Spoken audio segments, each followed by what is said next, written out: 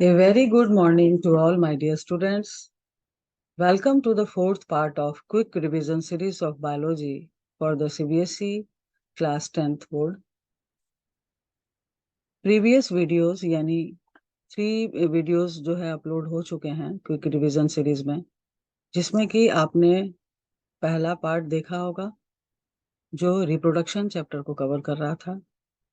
दूसरा पार्ट जो है हेरिडिटी एंड ये आपका आवर एनवायरनमेंट टॉपिक को कवर कर रहा है।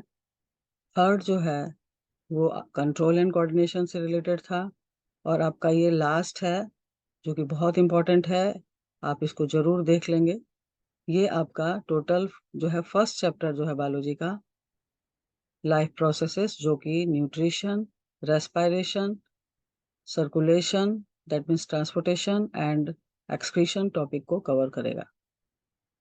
ठीक है, आपको कहीं कुछ डाउट हो तो आप कमेंट कर सकते हैं और हेल्प ले सकते हैं। So let us start. First of all आपका जो है टॉपिक क्या है, चैप्टर क्या है फर्स्ट, लाइफ प्रोसेस। तो लाइफ प्रोसेस जो है आपका एक बायोलॉजिकल प्रोसेस है, मेटाबॉलिक प्रोसेस है। ठीक है, the various processes going inside the living body like plant, animals, microorganisms, they are all considered living organisms.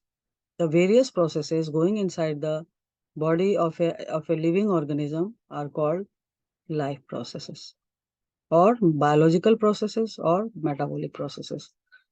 These processes are necessary for the survival and maintenance, proper growth and development of the body, living body. So first of all, we will discuss nutrition. The important topics in shortly they were discussed. First of all, nutrition. तो nutrition होता क्या है, ठीक है, तो short में हम लोग देखते चले जाएंगे। तो nutrition is a life process. ठीक है, it is the process of obtaining and utilising food. Obtain करना यानी आप जब खाना खा रहे हैं, ठीक है, हर ऑर्गेनिज्म अपने अपने मेथड से फूड को ऑब्टेन करता है। तो इन टेकिंग ऑफ फूड वहां पर वो चीज जो है वो आपका ऑब्टेनिंग प्रोसेस हो गया। फिर क्या हो रहा है कि ये फूड जो है फर्दर बॉडी में जब जा रहा है तो वो क्या हो रहा है, यूटिलाइज हो रहा है। यूटिलाइज होना यानी कि उसका एनर्जी वहां से रिलीज होना डाइजेशन के बाद, तो उससे एनर्जी आपको मिलती है। तो द प्रोसेस ऑफ जो है obtaining and utilising food is called nutrition. ठीक है, नेचर में दो आपको ऑर्गेनिजम्स मिलते हैं, autotrophs and heterotrophs. Autotrophs are green plants.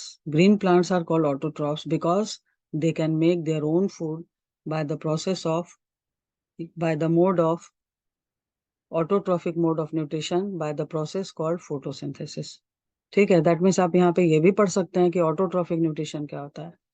The mode of nutrition in which the organism, the green plants, can make their own food by the process of photosynthesis is called autotrophic mode of nutrition, and the organisms are called autotrophs, producers, because they can make their own food.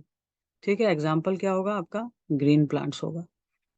ठीक है, next है heterotrophs. Heterotrophs organisms which have heterotrophic mode of nutrition in which they depend upon others for their food requirement. दूसरों पर जब भोजन के लिए निर्भर करते हैं, ठीक है, तो वो हेट्रोट्रॉफ्स कहलाते हैं।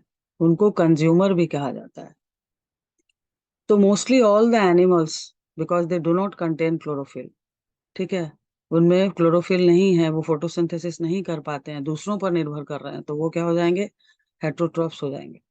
और ऐसे भी कुछ नॉन ग्रीन प्लांट्स हैं, उनमें भी जो है आपको हेट्रोट्रॉफिक मोड ऑफ न्यूट्रिशन ही देखने को मिलता है। मतलब नेसेसरी क्या है, क्लोरोफिल, क्लोरोफिल से ही फोटोसिंथेसिस होगा। तो ये आप पढ़ लेंगे, यहाँ पे दोनों का डिफरेंशिएशन पढ़ लेंगे। आपका एनसीईआरटी में है कि what is the difference between heterotrophic and autotrophic mode of nutrition. ठीक है, अब आते हैं हम लोग हेट्रोट्रॉफिक मोड ऑफ न्यूट्रिशन जो है वो आपका 3 टाइप्स का है। शॉर्ट में देखते जाते हैं हम लोग। जैसे पहला क्या है आपका, ये सेप्रोफिटिक मोड ऑफ न्यूट्रिशन। ठीक है, सो ये सेप्रोट्रॉफ्स जो है, तो इसमें आपको फंजाई बैक्टीरिया वगैरह आता है। दे जो है depend upon the dead and decaying matter, ठीक है, फॉर देयर फूड रिक्वायरमेंट।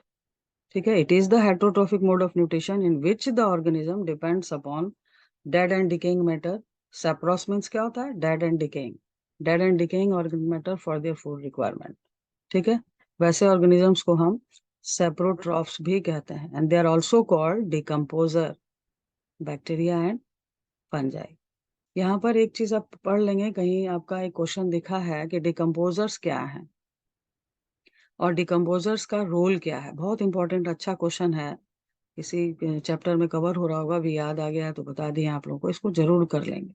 तो क्या है डिकम्पोजर्स? क्या है डिकम्पोजर्स? आर माइक्रो ऑर्गेनिजम्स, ठीक है, which feed on dead and decaying organic matter. Example क्या लिखेंगे? Bacteria, fungi. उसका इंपॉर्टेंस क्या लिखेंगे? पहला लिखिएगा they are the cleaning agents of the environment. जितने भी बायोडिग्रेडेबल वेस्ट है एनवायरनमेंट में, उनको ये डिकम्पोज करके वातावरण को शुद्ध करता है, क्लीन करता है। ये तो करता ही है, दूसरा इंपॉर्टेंस क्या है? दूसरा इंपॉर्टेंस है कि ये रिसाइकलिंग करता है। बायो जियो केमिकल साइकिल्स को जो है, नाइट्रोजन साइकिल जो है, कार्बन साइकिल, ये सब के थ्रू क्या होता है, जितने भी मिट्टी की फर्टिलिटी को, दे improve the fertility of the soil. तो 2 पॉइंट एटलीस्ट याद कर लीजिएगा यहाँ पे। नेक्स्ट आते हैं पैरासिटिक। ठीक है, in which the organism feeds upon, जो है ए लिविंग ऑर्गेनिज्म, ठीक है, and they get the food in the soluble form without killing them. तो जैसे आपका एग्जाम्पल लेते हैं, सपोज दैट आप लीच, जोंक जिसको कहते हैं, उसको आप देखते होंगे। और बफेलो वगैरह जो है वो मार्शी जो है एनवायरनमेंट पसंद करती है, तो वो अक्सर दलदल में आप देखते होंगे कि वो एनिमल बैठा रहता है। ठीक है, बफेलो वगैरह, और उस वो जो पानी से निकलता है वहां से, तो कभी कभी लीचेस जो है, जोंक वगैरह, उसके स्किन से चिपक चिपक जाती हैं। तो वहां पे लीच क्या कर रहा है? उसका ब्लड ले रहा है, तो वो क्या है वहां पे? पैरासाइट है। द ऑर्गेनिज्म जो फीड कर रहा है वो क्या है वहां पे? पैरासाइट है। और वहां पर जो फीड दे रहा है उसको, ठीक है, बफेलो, वो क्या है? होस्ट है। तो पैरासाइट और होस्ट क्या है, ये भी आप वहां पे पढ़ लेंगे। और ये जो इन दोनों के बीच का जो रिलेशनशिप है वो पैरासिटिक मोड ऑफ न्यूट्रिशन हो जाएगा। तो ये भी आप कर लेंगे। इसमें ये दोनों सिंपल मेथड है हेटरोट्रोफिक मोड ऑफ न्यूट्रिशन का, जिसमें सॉल्युबल फॉर्म में फूड जो है वो ऑब्टेन हो रहा है ऑर्गेनिज्म के द्वारा। ठीक है, पढ़ लेंगे। फिर नेक्स्ट आपका होलोजोइक मोड ऑफ न्यूट्रिशन है। ठीक है, ये थोड़ा कॉम्प्लेक्स है। The heterotrophic mode of nutrition in which the food is obtained in the solid form. ठीक है, सॉलिड फॉर्म में, जैसे हम लोग हैं, हम लोग क्या कर रहे हैं? सॉलिड फॉर्म में फूड ले रहे हैं, रोटी चावल ये सब क्या है? सॉलिड फॉर्म है फूड का। और कैसे कंप्लीट हो रहा है? तो 5 स्टेप्स में ये कंप्लीट होगा आपका होलोजोइक न्यूट्रिशन जो है, जिसमें भी हो रहा है। ठीक है, तो उसमें वो सॉलिड फॉर्म में फूड लेगा और 5 स्टेप्स में वो कंप्लीट होगा। अब बहुत सिंपल है, कैसे भाई? अपने आप को देखेंगे हर जगह हम लोग। तो खाना आप क्या करते हैं? खाते हैं, तो दैट इज इनटेकिंग ऑफ फूड। ठीक है, तो इंजेशन हो गया। खाना खाने के बाद क्या स्टार्ट होता है? उसका डाइजेशन माउथ से ही स्टार्ट हो जाता है, तो सेकंड वो सिंपल फॉर्म में कन्वर्ट हो रहा है। तो सिंपल फॉर्म में कन्वर्ट होना कॉम्प्लेक्स से सिंपल फॉर्म में फूड का क्या कहलाता है? डाइजेशन कहलाता है। ठीक है, फिर ये खाना जो है जाकर ब्लड में जाता है, तो वहां पे क्या हो रहा है? एब्जॉर्प्शन हो रहा है। ब्लड के थ्रू ट्रांसपोर्ट होकर कहाँ जा रहा है? सेल में जा रहा है। ठीक है, वहां पे रेस्पिरेशन के समय बर्निंग ऑफ फूड होगा, तो क्या मिलेगा वहां पे? आपको एनर्जी। तो वो क्या हो गया आपका fourth step, releasing of energy, that is assimilation. ठीक है, और लास्ट स्टेप में क्या हो जाता है आपका? इजेशन। इजेशन मतलब removal of the undigested food from the body. 5 steps में होलोजोइक न्यूट्रिशन कंप्लीट होता है, ये आप कर लेंगे। फिर आपका है nutrition in amoeba with label diagram. ये इंपॉर्टेंट है, आपका आया हुआ है, इसका डायग्राम के साथ आप इसका जो है प्रैक्टिस कर लेंगे। तो शॉर्ट में देखते हैं हम लोग, अमीबा जो है हालांकि एक यूनिसेलुलर, कभी कभी आपका क्वेश्चन आप देखते होंगे, हॉट्स क्वेश्चन आपके कहीं बुक में रहता होगा, तो वो कंसेप्टिव क्वेश्चन होता है। आपने जब पूरा पढ़ लिया तो हाई ऑर्डर थिंकिंग जो है क्वेश्चन आने लगता है, जिसको हॉट्स कहते हैं हम लोग। तो उसमें पूरा कंसेप्ट होना चाहिए। अब कहेगा कि एक ऑर्गेनिज्म है, ठीक है, वो प्रोटोजोआ ग्रुप का है। ठीक, और उसमें जो है होलोजोइक न्यूट्रिशन हो रहा है, या इरेगुलर शेप्ड प्रोटोजोआ है, तो अब क्या होगा? वहां पे अमीबा होगा। तो अमीबा क्या है? एक इरेगुलर शेप्ड ठीक है, ये एक ऐसा सेल है, यूनिसेलुलर ऑर्गेनिज्म है, जिसकी सेल शेप जो है वो डेफिनेट नहीं होती है, क्योंकि वो एनी टाइम अपने बॉडी सरफेस से सीडोपोडिया जो है वो डेवलप करते रहता है, इरेगुलर शेप्ड होता है, प्रोटोजोआ ग्रुप का है। तो प्रोटोजोआ ग्रुप में आपका यूनिसेलुलर यूकैरियोटिक ऑर्गेनिजम्स आते हैं, जिसमें एक अमीबा है। तो अमीबा में होलोजोइक मोड ऑफ न्यूट्रिशन है। बहुत आश्चर्य की बात है कि अमीबा एक यूनिसेलुलर है फिर भी होलोजोइक है। ठीक है, ये भी सेल जो है इसकी एक सेल ही इसका सारा काम कर रही है। तो एक सेल के अंदर एक्वाटिक एनिमल है, पानी में पाया जाता है। सिंपल जितने भी ऑर्गेनिजम्स हैं वो पानी में पाए जाते हैं, एक्वाटिक होते हैं वो। तो वहां पे इसको जैसे ही पानी में कुछ फूड मिलता है, पार्टिकल मिलता है, फूड पार्टिकल, तो ये उसको कैप्चर करने लगता है। तो वहां पर जो है जब वो सेल ईट कर रही है तो that is called cell eating. ठीक है, तो वो आपका प्रोसेस क्या हो जाता है, वो हो जाता है आपका फैगोसाइटोसिस। ठीक है, cell eating is called phagocytosis. ये डायग्राम है उससे रिलेटेड। ये डायग्राम इस तरह से आपकी बुक में भी होगा, इसको जरूर कर लीजिएगा। तो हम डायग्राम के थ्रू शॉर्ट में इसको बता दे रहे हैं। सबसे पहले क्या हो रहा है, फर्स्ट स्टेप में आप क्या देख रहे हैं फिगर में, कि एक इरेगुलर शेप्ड अमीबा दिख रहा है। जैसे ही रेड कलर का फिगर में देख रहे हैं कि एक फूड पार्टिकल आ रहा है उसके पास। ठीक है, तो ये फॉल्स फीट जो है, जिसको कि स्यूडोपोडिया कहते हैं। ठीक है, जो काम हम अपने हाथ से करते हैं, खाना मुंह में ले जा रहे हैं, तो ये कैसे ले जाएगा, ये तो एक ही सेल का बना है। तो ये अपने हिसाब से काम कर रहा है। ये अपने सेल मेम्ब्रेन के थ्रू जो है सीडोपोडिया बना लेता है। और देख रहे हैं आप सेकंड फिगर में उसको कैप्चर कर ले रहा है। ठीक है, तो जब ये खा रहा है यानी सेल क्या कर रही है, ईट कर रही है। तो कौन सा प्रोसेस इन्वॉल्व हो गया यहाँ पे, इंजेशन है। ठीक है, और क्योंकि एक सेल जब ईट कर रही है तो यहाँ पे इसको हम लोग फैगोसाइटोसिस कहते हैं। Cell eating is called phagocytosis. अब देखिए यहाँ पे ये चला गया। अब ये क्या हो गया आपका, पूरा जो ये इसका स्यूडोपोडिया फॉल्स फिट है, ये राउंड अप होकर फूड वैक्यूल बना लेगा। ठीक है, यानी ये कहाँ फूड को जो है थर्ड स्टेप में ले आया, तो एक सैक लाइक स्ट्रक्चर में वैक्यूल में ले आया, सेल के अंदर फूड को रखा है, इसलिए फूड इसको वैक्यूल कहते हैं। फूड स्टोर है इसके अंदर। ठीक है, अब ये क्या करेगा, स्टमक की तरह है ये इसका, जैसे हम लोग खाना अपना जो है डाइजेस्टिव सिस्टम में स्टमक में रखते हैं कुछ देर के लिए, वैसे ही इसका ये टेम्पररी जो है स्टमक बन जाता है। ठीक है, जब तक खाना है तब तक है ये। फिर क्या होगा, फिर जाकर ये पार्ट क्या हो गया इसका, यहाँ तक इसका इंजेक्शन हो गया। जैसे ही आएगा तो फिर आप क्या देख रहे हैं फोर्थ स्टेप में, कि यहाँ से सेल के अंदर जो भी हाइड्रोलाइटिक एंजाइम्स हैं, ठीक है, वो इस फूड को क्या करेंगे, सॉल्युबल फॉर्म में कन्वर्ट कर देंगे। ठीक है, यानी वो डाइजेस्ट हो जाएगा। ठीक है, डाइजेस्ट होने के बाद थर्ड स्टेप में सेकंड फिगर के बाद आ रहे हैं। तो ये क्या हो रहा है, यहाँ पर जो भी इसका डाइजेस्टेड फूड था वो आपका साइटोप्लाज्म में चला आएगा। क्योंकि एक सेल का बना है क्या है इसके पास भाई, साइटोप्लाज्म। हम लोग के पास क्या होता है, ब्लड में जाता है। तो ये क्या हो रहा है, एब्जॉर्प्शन हो रहा है यहाँ पे। ठीक है, एब्जॉर्प्शन हो रहा है। उसके बाद जो है आपका फोर्थ स्टेप में क्या हो जाएगा, फोर्थ स्टेप में एसिमिलेशन होगा, यानी कि एनर्जी जो है, ये जो फूड है, इसके सेल के अंदर माइटोकॉन्ड्रिया होगा, उसकी हेल्प से यहाँ पे क्या हो जाएगा, इसको ये एनर्जी जनरेट कर लेगा। ठीक है, तो वो फोर्थ स्टेप क्या हो जाएगा, एसिमिलेशन। और बॉडी, ये जो इसकी बॉडी है वो ग्रोथ एंड डेवलपमेंट करेगी। फिर क्या हो रहा है, आपका यहाँ पर जो है अनडाइजेस्टेड जो फूड पार्टिकल है वापस से वैक्यूल के थ्रू बाहर में रिमूव हो जा रहे हैं। ठीक है, फूड पार्टिकल्स आप फिफ्थ स्टेप में देख रहे हैं, दैट इज कॉल्ड डाइजेशन। तो ये आप डायग्राम के साथ इसका कर लेंगे। ठीक है, तो ये हो गया आपका। अब लोग हम लोग आते हैं, we will come to the human digest जो है, होलोजोइक न्यूट्रिशन इन ह्यूमंस। ठीक है, तो ह्यूमन में होलोजोइक न्यूट्रिशन जो है, that takes place by an organ system. एक ऑर्गन सिस्टम के द्वारा होता है। ठीक है, जिसको हम डाइजेस्टिव सिस्टम कहते हैं। ठीक है, तो डाइजेस्टिव सिस्टम जो है ह्यूमन बींग्स में, that is made up of elementary kanal and associated digestive glands. ठीक है, तो ये आप कर लेंगे, यानी डाइजेस्टिव सिस्टम जो है हमारे एलिमेंट्री कनाल को इंक्लूड करता है, जिसका फिगर आपके एग्जाम के लिए इम्पोर्टेंट है।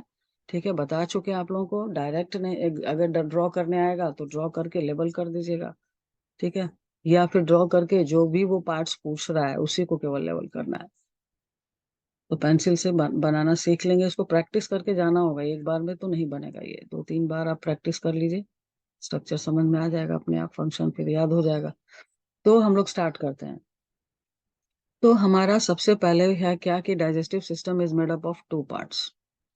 पहला है एलिमेंट्री कनाल। इस फिगर में आप माउथ से लेकर एनस तक देख रहे हैं, ये जो होल ट्रैक है, ठीक है, ये आपका एलिमेंट्री कनाल कहलाता है। और बीच बीच में माउथ में, स्टमक में, लीवर में, ठीक है, पैनक्रियाज में और स्मॉल इंटेस्टाइन में डाइजेस्टिव ग्लैंड्स होंगी। तो ये डाइजेस्टिव ग्लैंड जो है वो भी इसका पार्ट हो जाती हैं, इसलिए इसको फिर हम alimentary canal plus digestive glands equal to digestive system. तो ये हो गया आपका। ठीक है, आप इसमें देखेंगे माउथ से जो है इसका स्टार्ट हो जाएगा आपका। माउथ डायग्राम देख लेते हैं। ठीक है, माउथ है, मुंह में हम क्या कर रहे हैं, हाथ से खाना खाते हैं, तो वो क्या हो गया, in taking of food that is ingestion करते हैं। ठीक है, जैसे ही माउथ में डालते हैं तो माउथ में आपका एक कैविटी है, ठीक है, माउथ कैविटी या बकल कैविटी कहते हैं, ठीक है, जिसमें दांत है, आपके टीथ और टंग भी है वहां पे प्रेजेंट है, जो कि फिजिकल ब्रेकडाउन में हेल्प करता है। ठीक है, और फिर माउथ में ही सैलिवरी ग्लैंड्स है। ठीक है, सैलिवरी ग्लैंड्स यहाँ पे मौजूद होती हैं, सलाइवा सिक्रीट करती हैं। ठीक है, जो कि क्या करेगा, ये आपके स्टार्ट करेगा फूड। जब आप खा रहे हो तो फूड में न्यूट्रिएंट्स होते हैं, कार्बोहाइड्रेट, प्रोटीन, फैट, ठीक है, विटामिन, मिनरल्स, ये सब होता है खाने में। तो माउथ में क्या हो जाएगा कि आपका जो है डाइजेशन जो है स्टार्ट हो जाएगा। माउथ में डाइजेशन क्या हो जाएगा, स्टार्ट हो जाएगा। जैसे ही माउथ में खाना हम डालते हैं वहां पे मेस्टिकेशन ऑफ फूड होता है, फिजिकल ब्रेकडाउन टीथ वगैरह के हेल्प से। टंग भी उसमें जो है हेल्प करती है, जो है उसके मिक्सिंग में। वहां पे याद क्या रखना है, कौन सा ग्लैंड है माउथ में। माउथ में आपको buccal buccal cavity, mouth cavity में सैलिवरी ग्लैंड है, क्या सिक्रीट कर रही है, सलाइवा। ठीक है, और किस पर डाइजेशन वो स्टार्ट करेगी, तो वो स्टार्ट करेगी आपको कार्बोहाइड्रेट पे। ठीक है, कार्बोहाइड्रेट पे जो है वो उसका डाइजेशन जो है स्टार्ट करेगी। और एक चीज जो है यहाँ पे सुन लेंगे आप लोग, जैसे कि आपका थ्री मेजर जो भी है, ठीक है, जैसे आपका इसका नेक्स्ट आ रहा है, हम पहले बता देंगे ताकि आपको यहाँ पे समझाने में आसानी होगा।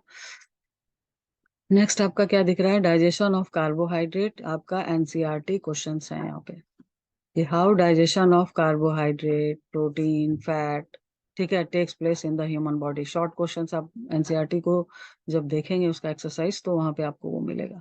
तो पहली चीज है, इसको इजीली कैसे हम लोग पढ़ेंगे। मान लीजिए कार्बोहाइड्रेट है, रोटी चावल ये सब जो खा रहे हैं आप, जो है वो कार्बोहाइड्रेट वहां से मिल रहा है आपको। ठीक है, एनर्जी मिलती है उससे हमको लार्ज अमाउंट में। तो वो पहले जब डाइजेस्ट होगा तो एक ही, मान लीजिए कोई चीज है, बड़ी सी चीज है, तो एट ए टाइम वो पाउडर्ड फॉर्म में नहीं आती है। पहले क्या करेंगे, बड़ी चीज को ब्रेक करेंगे। ठीक है, तो फर्स्ट स्टेप के बाद मान लीजिए बड़ा सा कोई स्टोन है, तोड़ देंगे तो वो छोटे छोटे चिप्स में कन्वर्ट हो जाएगा। फिर क्या होगा, फिर उसको फिर फर्दर ब्रेक करेंगे। ठीक है, फर्दर तब वो जाकर शॉर्ट फॉर्म पार्टिकल्स के फॉर्म में आएगा। तो फूड में भी उसी तरह से है, जब रोटी चावल आप खा रहे हैं तो वो क्या है वहां पे, वो कार्बोहाइड्रेट है, कॉम्प्लेक्स फॉर्म है वो। ठीक है, फिर वो जब सेकंड स्टेप में जाएगा, यानी जो हम वहां पे क्या बोले, स्टोन चिप्स में कन्वर्ट हो रहा है, यानी कार्बोहाइड्रेट जब सेकंड स्टेप में जाएगा तो याद क्या रखेंगे कि वो किस में कन्वर्ट होगा, माल्टोज में से कन्वर्ट होगा। और लास्ट में जाकर जब डाइजेस्ट होगा तो ग्लूकोज में कन्वर्ट होगा। ये अगर आप याद कर लेते हैं तो आपको फिर आसानी हो जाएगी। पहले क्या है, कार्बोहाइड्रेट, फिर किस में कन्वर्ट होगा, माल्टोज। ठीक है, माल्टोज से किस में कन्वर्ट हो गया, फाइनली जाकर, तो कार्बोहाइड्रेट का फाइनल पूछता है क्वेश्चन कि कार्बोहाइड्रेट फाइनली डाइजेस्ट होता है क्या चीज में कन्वर्ट होता है, ग्लूकोज में। उसी तरह से प्रोटीन को पढ़ लेंगे। प्रोटीन है, प्रोटीन जब ब्रेक करेगा, ठीक है, तो वहां क्या बनाएगा, तो पेप्टाइड्स एंड पेप्टोन्स बनाएगा। और फाइनली जब डाइजेस्ट होगा जाकर, तो क्या बनाएगा, एमिनो एसिड्स बनाएगा। तो पूछता है कि प्रोटीन का फाइनल जब डाइजेशन होता है क्या चीज में कन्वर्ट हो रहा है, ठीक है, तो एमिनो एसिड में। सीरीज याद रखेंगे, प्रोटीन, फिर क्या, peptides and peptones, and lastly क्या, एमिनो एसिड। ये हो जाएगा। फैट में क्या होगा, फैट बहुत बड़े बड़े कॉम्प्लेक्स जो है जैसे तेल घी ये सब खा रहे हैं। प्रोटीन क्या चीज से मिल रहा है, दाल वगैरह से, प्लांट सोर्स है, एनिमल सोर्स है, एग वगैरह, फिश वगैरह। ठीक है, फैट जो है तेल घी वगैरह सब मिलता है। हालांकि ये काफी एनरिच्ड होते हैं एनर्जी में, लेकिन इसका मेनली प्रॉब्लम डाइजेशन जो है बहुत लेट से स्टार्ट होता है। इसलिए हमें क्विक एनर्जी और ज्यादा एनर्जी कार्बोहाइड्रेट से ही मिलती है। फैट का क्या होगा, कॉम्प्लेक्स जो है मॉलिक्यूल है, तो उसका फर्स्ट स्टेप में क्या होगा, एमल्सिफिकेशन होगा, छोटा छोटा वो टूटेगा। ठीक है, और लास्ट में जाकर वो फैटी एसिड और ग्लिसरॉल में कन्वर्ट होगा।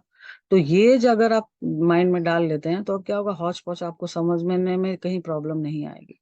कार्बोहाइड्रेट किस में कन्वर्ट हुआ, माल्टोज, माल्टोज किस में हुआ, glucose, protein peptides peptones, and lastly amino acid, fat emulsification, and lastly fatty acid and glycerol. अब आइए, अब इस फिगर में क्या होगा, जैसे ही आप खाना डालेंगे सारी चीजें हैं, ठीक है, रोटी चावल दाल जो भी है, तो मान लीजिए रोटी दाल है, फिर कुछ आप सब्जी वगैरह खा रहे हैं, तेल घी है, जो भी है, जैसे ही आप माउथ में डालते हैं तो वहां पे वो अ, उसका digestion starts in the mouth. यहाँ एक क्वेश्चन है आपका, कहाँ स्टार्ट होता है, तो माउथ में स्टार्ट होता है, ठीक है, टीथ और सैलिवरी ग्लैंड्स की हेल्प से। लेकिन सैलिवरी ग्लैंड क्या, ग्लैंड कौन है माउथ में, तो सैलिवरी ग्लैंड है।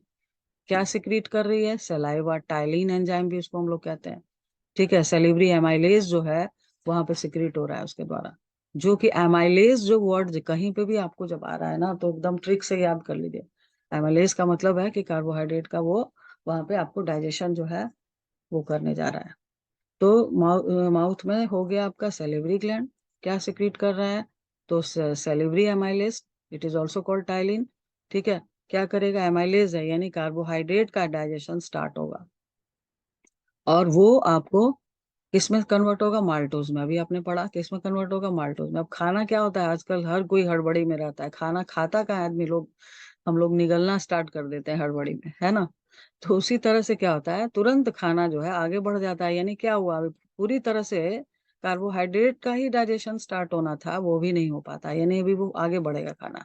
तो अब खाना जो है आपको माउथ से वो आगे टंग के हेल्प से वो छोटे छोटे बॉल्स में, बोलस के फॉर्म में, यानी स्लिपरी फूड के फॉर्म में वो आगे बढ़ेगा, ठीक है। आगे बढ़ेगा तो क्या दिख रहा है आपको, ओइसोफेगस दिखाई दे रहा है। ओइसोफेगस जो है आपको एक फूड पाइप है ये, जो कि माउथ को स्टमक से कनेक्ट कर रहा है, ठीक है। फूड जो है ये एक ट्रैक है, यहाँ पे डाइजेशन के लिए कोई एंजाइम नहीं है, पेरिस्टाल्टिक मूवमेंट होता है, वेव लाइक मूवमेंट होता है इसमें, खाना धीरे धीरे आगे की ओर पुशअप हो जाता है और स्टमक में पहुंच जाता है। स्टमक में खाना आपका 3-4 घंटे रहता है वो, ठीक है, आप यहाँ पे फिगर में देख रहे हैं, ठीक है। ये कर लेंगे, ये कौन सा यहाँ पे ग्लैंड है, तो यहाँ पे आपका ग्लैंड जो है गैस्ट्रिक ग्लैंड है प्रेजेंट इसमें, ठीक है। स्टमक कौन सा ग्लैंड, गैस्ट्रिक ग्लैंड, क्या सिक्रीट कर रहा है, गैस्ट्रिक जूस। ये सब क्वेश्चन पूछता है आपको, कर लेंगे इसको, ठीक है। गैस्ट्रिक जूस जहाँ वर्ड आ रहा है, दैट मीन्स वहाँ मिक्सचर है वो, ठीक है। गैस्ट्रिक जूस क्या कंटेन करता है, तो म्यूकस कंटेन करता है, प्लस HCl कंटेन करता है, ठीक है। और प्लस जो है यहाँ पे आपका ये पेप्सिन जो है एंजाइम जो है वो कंटेन करता है, ठीक है। तो अब आपका क्या होगा, खाना जैसे ही आगे आएगा तो वहां पर सभी चीजें आ रही हैं एक साथ, लेकिन यहाँ पर स्टार्ट होगा डाइजेशन किसका, प्रोटीन का।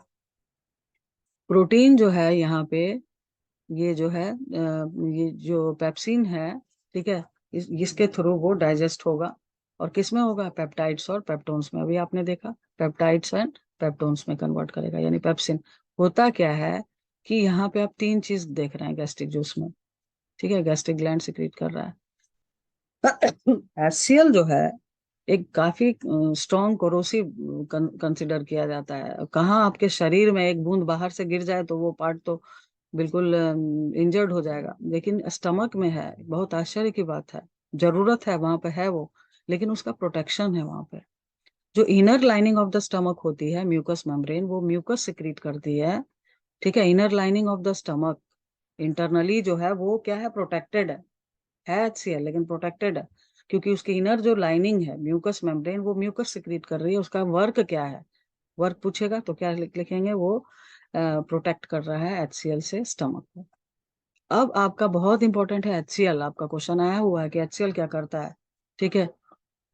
HCl जो है यहाँ पर सबसे पहले जो है फूड को एसिडिक बना रहा है, ठीक है, ताकि जो है आपका दूसरा काम हो सके। आपका जो पेप्सिन है वो आपका इनएक्टिव होता है, जैसे कैसे कोई सोया हुआ है, उसको जगाना है तो वो सोया रहता है, ठीक है। पेप्सिनोजन के फॉर्म में वो मतलब फॉर्म में, मतलब इनएक्टिव कंडीशन में रहता है। तो इसका दूसरा क्या काम है HCl का, एक्टिवेट करना उसको, ताकि उठो काम करो, प्रोटीन आ गया है उसको भाई अब डाइजेस्ट कराओ, ठीक। तो वो करता है वो। और एक और तीसरा काम क्या करता है HCl, जर्म्स को, बाय द वे, ऐसे माउथ में भी है किल करने का जो है प्रोसेस, लेकिन अगर आ गया जर्म्स बाय द वे, तो वहां पे HCl जर्म्स को किल भी करता है, तो ये फंक्शन जरूर पढ़ लेंगे आप लोग, ठीक है। फिर क्या हो रहा है, फिर इसमें आपका जो है पेप्सिन क्या कर रहा है, तो प्रोटीन का डाइजेशन स्टार्ट कर रहा है, और उसको कन्वर्ट किस में करेगा, पेप्टाइड्स एंड पेप्टोन्स में कन्वर्ट करेगा। ये हो जाएगा आपका। फिर क्या है, यहाँ पे आपका फूड जो है लगभग जो है आपको 3-4 घंटे रहता है, और जो इनर जो मसल्स हैं स्टमक की, वो चर्निंग मूवमेंट्स करती हैं, यानी जो खाना पहुंचा है उसको मथने का काम करती हैं। और यहाँ पे खाना अब जो है आपका एक सेमी सॉलिड फ्लूइड के फॉर्म में कन्वर्ट हो जाता है, टाइम भी कहते हैं इसको, कन्वर्ट हो जाता है। अब आगे जा रहा है खाना, तो अब कौन सा पार्ट है जो है हमारा इसका, अब हमारा जो है स्मॉल इंटेस्टाइन है। सीरीज में देख रहे हैं, माउथ हो गया, बकल कैविटी, ठीक है, oesophagus that means food pipe, stomach, अब स्मॉल इंटेस्टाइन। ये अकेले जो है आपका लगभग 6.5 मीटर होता है, ठीक है। पूरा आपका एलिमेंट्री कनाल लगभग 9 मीटर्स होता है, ठीक है, 9 मीटर्स होता है। तो ये आपका सबसे लार्जेस्ट क्वाइल्ड पार्ट जो है स्मॉल इंटेस्टाइन, 6 से 6.5 मीटर जो है रहता है, लेकिन क्वाइल्ड वे में पड़ा रहता है, ठीक है। 3 पार्ट्स में इसका जो है डिवाइडेड है। जो इनिशियल इसका पार्ट है ना, जो कि फिगर में आप अपनी बुक से भी इसको देख लेंगे, अगर बाय द वे आपने पूरा स्टडी किया अपनी बुक से, तो अपनी बुक से आप डायग्राम देख लेंगे और उसको समझेंगे यहाँ से वीडियो के थ्रू। तो आप देखेंगे कि जो सबसे इनिशियल पार्ट होता है वो यू शेप में होता है, जो कि फिगर में यहाँ पे थोड़ा सा दिख रहा है, ये रहा ये पार्ट। तो ये हो गया स्टमक, जैसे ये एंड कर रहा है तो स्मॉल इंटेस्टाइन ज्वाइन हो जाएगा। तो ये यू शेप में जो यहाँ पे दिखता है ये इनिशियल पार्ट होता है डिओडेनम, बीच का पार्ट जेजनम, ठीक है। और लास्ट जो पार्ट होता है स्मॉल इंटेस्टाइन का, इलियम होता है, जो कि लार्ज इंटेस्टाइन से यहाँ पे जुड़ा हुआ रहता है, कैकम के पास वो जुड़ा हुआ रहता है, ठीक है। तो ये हो जाएगा। आप क्या करेंगे इसमें, अब आपका जो फूड है वो जैसे ही ये आता है यहाँ पर ड्यूडेनम में, तो भाई इसको यहाँ रुकना पड़ता है, इसीलिए तो वो मुड़ा हुआ है वहां पे, क्योंकि वहां पे उसको बाकी जो है एंजाइम्स को लेना है। तो ड्यूडेनम में जो है फूड धीरे धीरे एक बार में नहीं आ रहा है, मूव पेरिस्टाल्टिक मूवमेंट हो रहा है। जैसे ही ड्यूडेनम में आएगा तो सबसे पहले जो है आपका यहाँ पे जो है लीवर दिख रहा है। लीवर क्या सिक्रीट करे, largest gland of the human body इसको कहते हैं। ये क्या करेगा आपको यहाँ पे, डाइजेशन के हिसाब से हम थोड़ा बहुत बता देंगे, तो ये आपको यहाँ पे बाइल जूस सिक्रीट करता है, बाइल भी कहते हैं इसको। एक्चुअली ये एंजाइम नहीं है, it is a mixture of salt है, ठीक है, इसको एंजाइम नहीं कहा जाता है, ठीक है।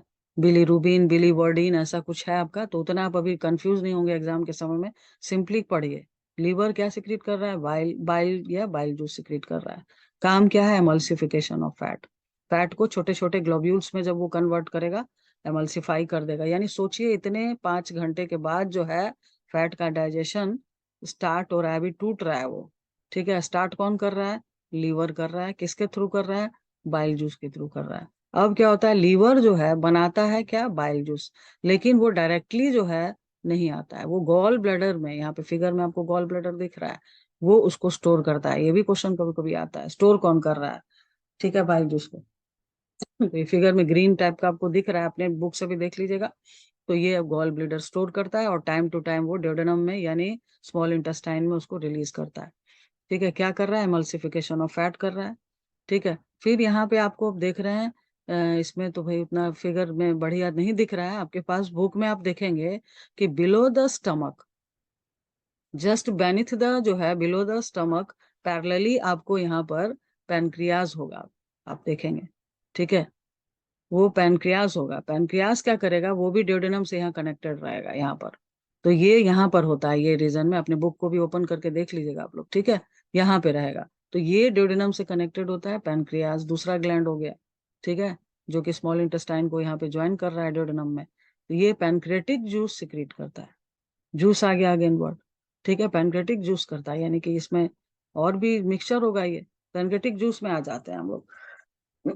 सबसे पहले पैनक्रेटिक जूस में आपका क्या होगा, पैनक्रेटिक एमाइलेज होगा। एमाइलेज किसके लिए है बता चुके हैं, कार्बोहाइड्रेट को माल्टोज में कन्वर्ट कर देगा। जो खाना भी आ रहा है ऊपर से, यानी कार्बोहाइड्रेट का, फिर यहाँ पे बचे हुए कार्बोहाइड्रेट का, क्योंकि हमने तो हड़बड़ी में खाना खाया है, ठीक है, तो यहाँ जो रिमेनिंग है वो यहाँ पर क्या हो जाएगा, पैनक्रेटिक जूस के द्वारा वो माल्टोज में फाइनली यहाँ माल्टोज तक में कन्वर्ट हो जाएगा। फिर क्या है आपका, फिर अभी प्रोटीन जो है, ठीक है, तो प्रोटीन भी जो है यहाँ पर ट्रिप्सिन जो है एंजाइम, रिप्सिन ट्रिप्सिन जो है प्रोटीन के लिए जो है रहता है, ये क्या करेगा, आपको प्रोटीन को पेप्टाइड्स और पेप्टोन में कन्वर्ट कर देगा। ठीक है। और लास्ट क्या है, लाइपेज। कैसे याद रखेंगे, लिपिड, लिपिड मतलब फैट। ट्रिक से याद रखिए, याद आप कैसे भी रखिए, याद कर सकते हैं आप उसको, लाइपेज। ठीक है, लिपिड, ये तीसरा इसके अंदर पैनक्रेटिक जूस में है, जो कि फर्दर आपको जो एमल्सिफाइड फैट है उसको वो फर्दर और भी ब्रेक डाउन करता है यहाँ पे। तो तीनों चीज हो गया, पैनक्रेटिक जूस हो गया। क्या है पहला, पैनक्रेटिक एमाइलेज, क्या कर रहा है, कार्बोहाइड्रेट को माल्टोज में कन्वर्ट कर रहा है। ठीक है। दूसरा क्या है, ट्रिप्सिन, ये क्या कर रहा है, प्रोटीन को पेप्टाइड्स एंड पेप्टोन्स में कन्वर्ट कर रहा है। ठीक है। फिर आपका क्या है, लाइपेज, ये जो है ये फैट को, एमल्सिफाइड फैट को फर्दर ब्रेक कर रहा है। तो ये जो है आपका यहाँ पर हो जाएगा। फिर खाना धीरे धीरे आगे की तरफ मूव कर रहा है, तो मूव करके जो है आ जाएगा स्मॉल इंटेस्टाइन के मिड पार्ट में। तो स्मॉल इंटेस्टाइन के मिड पार्ट में जब ये आता है, ठीक है, जेजनम वाले पार्ट में, तो वहां पर क्या होता है, वहां पर आपका फाइनल डाइजेशन ऑफ फूड होता है। तो यहाँ पे क्वेश्चन है कि कहाँ कंप्लीट होता है, तो स्मॉल इंटेस्टाइन में। कहाँ स्टार्ट होता है डाइजेशन, तो माउथ में स्टार्ट होता है। ठीक है। तो आपका जो ये है स्मॉल इंटेस्टाइन जो है, वो जो एंजाइम बनाता है उसको हम इंटेस्टाइनल जूस कहते हैं। ठीक है, क्या कहते हैं, इंटेस्टाइन है जो जूस है, क्या नाम है, इंटेस्टाइनल जूस। सकस एंट्रिकस के नाम से भी वो जाना जाता है। ठीक है, सकस एंट्रिकस, दैट इज आपका स्मॉल इंटेस्टाइनल जूस कहलाता है। यहाँ आप समझ जाइए कि डाइजेशन कंप्लीट होने जा रहा है, यानी फाइनली सब कुछ बनने जा रहा है। ठीक है। तो इसमें आ जाते हैं। अब आपका कार्बोहाइड्रेट क्या हो चुका है, माल्टोज में कन्वर्ट हो चुका है। तो यहाँ पर इस इंटेस्टाइनल जूस, अगेन जूस, यानी पहला क्या होगा, माल्टेज एंजाइम होगा वहां पे। ठीक है। ये क्या करेगा, माल्टेज माल्टोज को ग्लूकोज में कन्वर्ट कर देगा। याद रखना है बिल्कुल आसानी से, किसको कन्वर्ट करना है, माल्टोज को। एंजाइम कौन है, माल्टेज। फाइनल क्या पढ़े थे, ग्लूकोज में कन्वर्ट कर देगा, ग्लूकोज में कन्वर्ट कर देगा। फिर आपका क्या है, दूसरा पार्ट है, दूसरा चीज क्या है, प्रोटीन। तो प्रोटीन क्या चीज में कन्वर्ट हो चुका है, ऊपर पेप्टाइड्स एंड पेप्टोन्स में। ठीक है। फाइनली जब ये यहाँ पर होगा, तो यहाँ पे आपको क्या होगा, पेप्टाइडेज एंजाइम होगा। क्या होगा, पेप्टाइडेज एंजाइम होगा इंटेस्टाइनल जूस में, जो कि पेप्टाइड्स और पेप्टोन्स को एमिनो एमिनो एसिड में कन्वर्ट कर देगा। ठीक है। और लास्ट क्या होगा, लाइपेज एंजाइम होगा। पैनक्रियाज में भी लाइपेज ही था और यहाँ पे भी लाइपेज ही नाम है उसका। वो क्या करेगा, आपको एमल्सिफाइड जो भी फैट है, ठीक है, उसको फाइनली फैटी एसिड और ग्लिसरॉल में कन्वर्ट कर देगा। तो यहाँ आपका डाइजेशन जो है वो जाकर कंप्लीट हो जाता है स्मॉल इंटेस्टाइन में। यहाँ पर जो है दूसरा स्टेप भी होता है, और वो स्टेप आपका क्या है, अच्छा यहाँ पे पहले इसको मतलब एब्जॉर्प्शन कंप्लीट हो जाता है, लेकिन यहाँ पर हम पहले इसी को कंप्लीट कर लेते हैं, डाइजेस्टिव सिस्टम को। तो आपका जो है इसमें लार्ज इंटेस्टाइन दिख रहा है, स्मॉल इंटेस्टाइन केकम जो है, पार्ट एलियम जो है वहाँ केकम पॉइंट पे लार्ज इंटेस्टाइन में जुड़ता है। ठीक है। ये आपको क्या करेगा, ये आपको यहाँ पर इजेशन जो है करेगा, वो रिमूवल करेगा। तो लार्ज इंटेस्टाइन दो वर्क करता है, अनडाइजेस्टेड जो फूड होता है वो लार्ज इंटेस्टाइन में इन कर जाता है, और यहाँ से वो फाइनली जो है आपको रिमूव हो जाता है एनस के थ्रू, सॉलिड अनडाइजेस्टेड वेस्ट जो है। ठीक है। और एक और ये सेकंड वर्क करता है, जो कि अक्सर हम ध्यान नहीं देते हैं। तो वो क्या करता है, रीएब्जॉर्प्शन, मतलब एब्जॉर्प्शन ऑफ वाटर करता है। तो दो वर्क लार्ज इंटेस्टाइन करता है आपका। और फाइनली जो अनडाइजेस्टेड सॉलिड वेस्ट है, ठीक है, वो एनस के थ्रू, ठीक है, वो एक्सक्रीट हो जाता है। तो ये आपका था, डाइजेस्टिव सिस्टम डायग्राम के साथ कर लेंगे। अब आप ये सब क्वेश्चन आराम से कर लेंगे।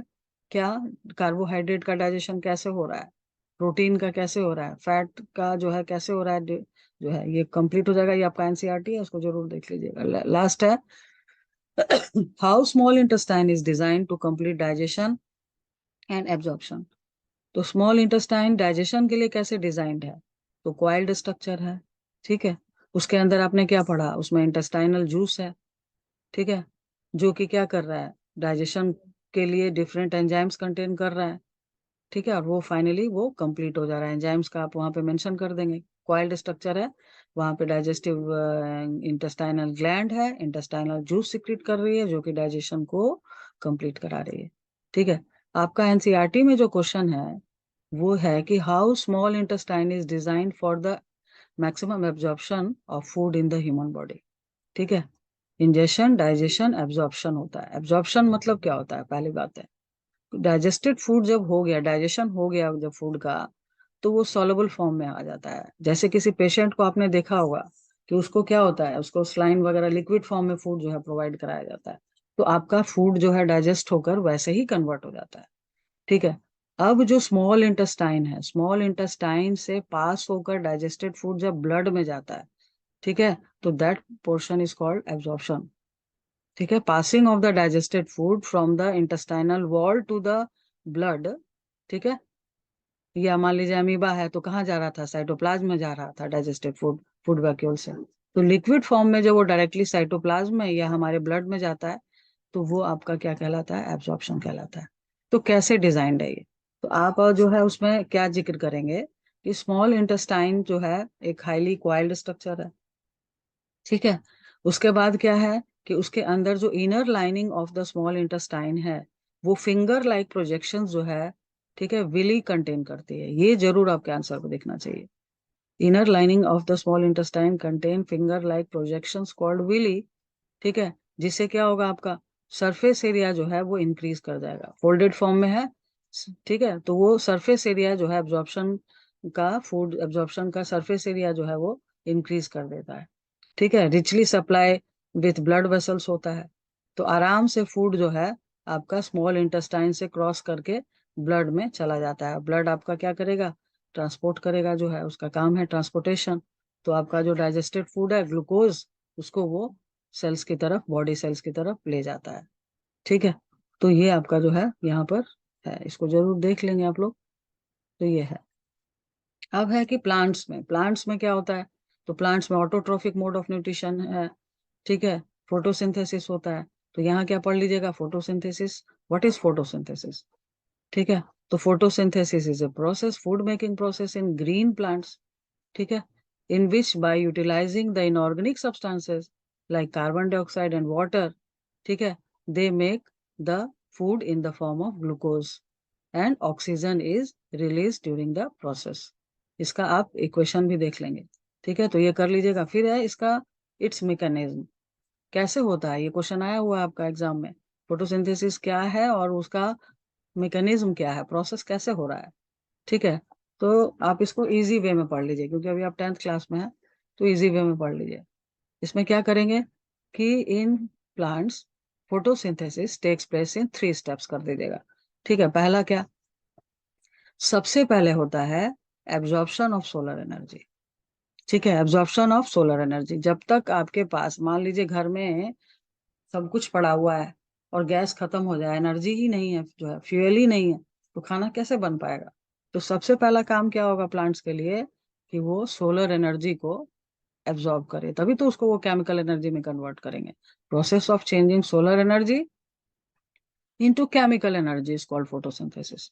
ठीक है। तो फर्स्ट स्टेप में क्या लिखेगा? एब्जॉर्प्शन ऑफ सोलर एनर्जी, ठीक है, by the green leaves with the help of chlorophyll। Chlorophyll क्या है? Chlorophyll is a green pigment present in the green parts of the plant like leaves। ठीक है। Green pigment है वो। Work क्या है? एब्जॉर्प्शन ऑफ सोलर एनर्जी, ताकि photosynthesis start हो सके। तो फर्स्ट स्टेप क्या लिख देंगे? एब्जॉर्प्शन ऑफ सोलर एनर्जी हो गया आपका। सेकेंड स्टेप में क्या होगा? फोटोलाइसिस ऑफ वाटर होगा। आपका क्या रॉ मटेरियल यूज हो रहा है फोटोसिंथेसिस में? 2 यूज हो रहा है, एक है कार्बन डाइऑक्साइड और दूसरा क्या है? वाटर। ऐसे कंडीशन पूछेगा तो 4 लिखिएगा आप लोग। ठीक है। उसमें आप इंक्लूड कर दीजिएगा CO2, H2O, then solar energy and then chlorophyll. लेकिन अगर रॉ मटेरियल कहेगा तो सिर्फ 2 ही है, याद रखेंगे, कंफ्यूज नहीं होना है यहाँ पे। CO2 and H2O। तो सेकेंड स्टेप में क्या हो रहा है? फोटोलाइसिस हो रहा है। फोटो मतलब लाइट होता है, सनलाइट हो गया यहाँ पे, यहाँ पे मान लीजिए। उसके बाद क्या है? लाइसिस मतलब ब्रेक करना। ठीक है। फोटोलाइसिस क्या चीज का? तो पहला क्या है आपका? वाटर। वाटर यहाँ पे उस पर एक्शन स्टार्ट हो जाएगा और वाटर जो है वो ब्रेक कर जाएगा। ठीक है। हाइड्रोजन एंड ऑक्सीजन गैस में। ठीक है। यहाँ पे जो ऑक्सीजन गैस है वो क्या होगी, आपको स्टोमाटा के थ्रू, लीव्स में जो पोर होते हैं उसके थ्रू वो एनवायरनमेंट में रिलीज हो जाती है। समझ में आया? यानी अगर क्वेश्चन पूछे कि ऑक्सीजन कहाँ से आ रहा है, जो रिलीज हो रहा है एनवायरनमेंट में, CO2 प्लांट ले रहा है, ऑक्सीजन जो है रिलीज कर रहा है, क्लीन कर रहा है एनवायरनमेंट को। तो यहाँ पर जो वाटर वाटर है उससे ऑक्सीजन आ रहा है, कार्बन डाइऑक्साइड में भी ऑक्सीजन है, लेकिन याद क्या रखेंगे, वाटर के थ्रू ये ऑक्सीजन फोटोलाइसिस के समय रिलीज हो जाता है। अब आप कहेंगे कि हाइड्रोजन क्यों नहीं रिलीज हो गया, वो भी तो गैस है। लेकिन उसको वहां पकड़ने के लिए एंजाइम्स वहां पे मौजूद हैं, तुरंत जो है उसको वहां पर वो ऐड कर लेता है। ठीक है, तो NADPH जो है वहां पे बन जाता है आपका, फिर वो वहां पे कंबाइंड वे में रहता है। ज्यादा कॉम्प्लेक्स हम नहीं बता रहे हैं, 10th के हिसाब से आप लोग कर लेंगे। तो अब ये जो थर्ड स्टेप लिखेंगे आप लोग, ठीक है, थर्ड स्टेप में क्या हो जाएगा, ये जो हाइड्रोजन है ना, it is utilised in the reduction of carbon dioxide. अब आपने पढ़ा होगा केमिस्ट्री में, reduction means addition of hydrogen. तो थर्ड स्टेप क्या है, रिडक्शन ऑफ कार्बन डाइऑक्साइड, ठीक है, इनटू ग्लूकोज। यानी फाइनल होने जा रहा है आपका, ऊपर से जो वाटर में से हाइड्रोजन आया वो जाकर कार्बन डाइऑक्साइड के साथ कंबाइन कर जाएगा, और आपका C6H12O6 दैट मीन्स ग्लूकोज का फॉर्मेशन करेगा। ठीक है, तो ये हो जाएगा आपका इक्वेशन, आप देखते ही हैं, CO2 प्लस H2 होता है आपका, और फिर उधर क्या होता है, ग्लूकोज होता है, प्लस ऑक्सीजन रिलीज हो रहा है उसमें से। तो ऑक्सीजन तो फर्स्ट सेकंड स्टेप में फोटोलाइसिस के समय रिलीज हो गया। तो इसको कर लेंगे आप लोग, ठीक है। नेक्स्ट आते हैं हम लोग इसमें, जैसे शॉर्ट क्या है, स्टोमाटा क्या है। तो these are the tiny pores present on the surface of the leaves. ठीक है, लीफ के सरफेस पर टाइनी पोर्स होते हैं for the exchange of gases. Photosynthesis के समय क्या एक्सचेंज हो रहा है, CO2 प्लांट ले रहा है, ऑक्सीजन जो है रिलीज कर रहा है। रेस्पिरेशन करेगा तो ऑक्सीजन लेगा, CO2 रिलीज करेगा। तो स्टोमाटा है। स्टोमाटा में आपको जो है प्रैक्टिकल वाले पोर्शन में, पता नहीं इस बार इंक्लूड है कि नहीं, स्टोमेटल apparatus जो है आता है। इसमें फिगर तो प्रॉपर नहीं दिया है, ये आपका जैसे ये है स्टोमाटा का है। स्टोमाटा में क्या है, आप क्या करेंगे, स्टोमेटल apparatus में कुछ नहीं है ज्यादा, जैसे ये एक पोर को दिखाया गया, लीफ पोर में ये पोर है जिसमें कि ये स्टोमाटा है। इसमें दो आप बीन शेप्ड सेल्स देख रहे हैं, ठीक है। तो ये आपका बीन शेप जो सेल है, ये गार्ड सेल्स कहलाता है। तो guard cells he opening and closing of stomata में हेल्प करता है। ठीक है, उसके अलावा आप गार्ड सेल के अंदर क्या देख रहे हैं, साइटोप्लाज्म है, ठीक है, न्यूक्लियस है, वैक्यूल है, प्लांट सेल है, और क्लोरोप्लास्ट है। तो डायग्राम में आप याद रखेंगे कि क्लोरोप्लास्ट अगर शो कर रहा है तो कहाँ शो कर रहा है, गार्ड सेल में शो कर रहा है। उसके अलावा अगर आप, अगर प्लांट का पार्ट ले रहे हैं ना, तो ये जो सेल्स हैं इसके आसपास, ये जो गार्ड सेल है इसके किनारे किनारे आपको जो है, यहाँ पर आपको सेल्स दिख जाएंगे, एपिडर्मल सेल्स होंगी लीव्स की। तो ये कंप्लीट क्या क्या, जैसे क्या क्या इंक्लूड हो जाएगा स्टोमेटल apparatus में, तो एपिडर्मल सेल्स होंगी लीफ की, गार्ड सेल होंगी, गार्ड सेल का जो पोर है उसको क्या कहते हैं, स्टोमा कहते हैं।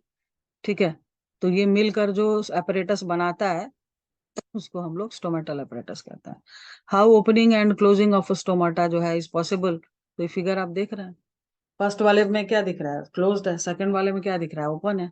तभी तो जो है, जब ओपन होगा तो एक्सचेंज होगा गैस का वहां पे, फिर क्लोज हो जा रहा है वो। तो एक्चुअली कैसे होता है, तो it is done by guard cells. ठीक है, गार्ड सेल्स के द्वारा होता है, कैसे, तो by loss and gain of water. ठीक है, loss and gain of water, जब ये सेल्स जो हैं, गार्ड सेल्स वाटर को एब्जॉर्ब कर लेती हैं, तो सेकंड जो इस फिगर में आप दिख रहा है ओपन दिख रहा है, तो जैसे ही एब्जॉर्ब करती हैं तो ये क्रिसेंट शेप की हो जाती हैं, कर्व्ड हो जाती हैं, टर्गर प्रेशर इसका इंक्रीज कर जाता है, फूल जाने के कारण ये जो है इस तरह से अंदर के बीच का जो स्टोमा है वहां पे पार्ट आप देख रहे हैं, स्टोमाटा गार्ड सेल जो है वो कर्व्ड हो गई है, तो ओपन हो गया। ठीक है, उसका रीजन है कि जो उसका इनर लाइनिंग है वो थिक है, कर्व्ड हो जाता है, आउटर लाइनिंग थिन है गार्ड सेल का। और ये फर्स्ट वाले में आप क्या देख रहे हैं, यहाँ पर ये क्लोज्ड दिख रहा है। कब होगा ये, तो आप लिख देंगे कि जब वो वाटर गार्ड सेल्स लूज करती हैं तो श्रिंक कर जाती हैं, पानी लूज करेंगे तो क्या होंगे, सिकुड़ेंगे, और इसका जो मिड पार्ट है वहाँ, इनर जो साइड है गार्ड सेल का, वो स्ट्रेट हो जाता है। स्ट्रेट होगा तो क्या हो गया, लॉस के समय बंद हो जाएगा। ठीक है। और जब अब्जॉर्ब करेंगे तो ओपन हो जाएगा, क्रिसेंट शेप के हो जाएंगे। ठीक है, ये सब कर लेंगे आप लोग। उसके बाद है रेस्पायरेशन एंड इट्स मैकेनिज्म आते हैं हम लोग। सेकंड आपका लाइफ प्रोसेस क्या है? रेस्पायरेशन। तो व्हाट इज रेस्पायरेशन? ठीक है, तो रेस्पायरेशन इज ए मतलब लाइफ प्रोसेस, ठीक है, इन विच जो है oxidation of food takes place to release energy. तो ये आपका रेस्पायरेशन हो जाएगा। And its mechanism. Mechanism actually हम लोग क्या समझ लेते हैं कि भाई सांस ले लिए और सांस छोड़ दिए तो हमारा रेस्पायरेशन कंप्लीट हो गया। ठीक है, ऐसा नहीं है। Respiration is a complex two step process.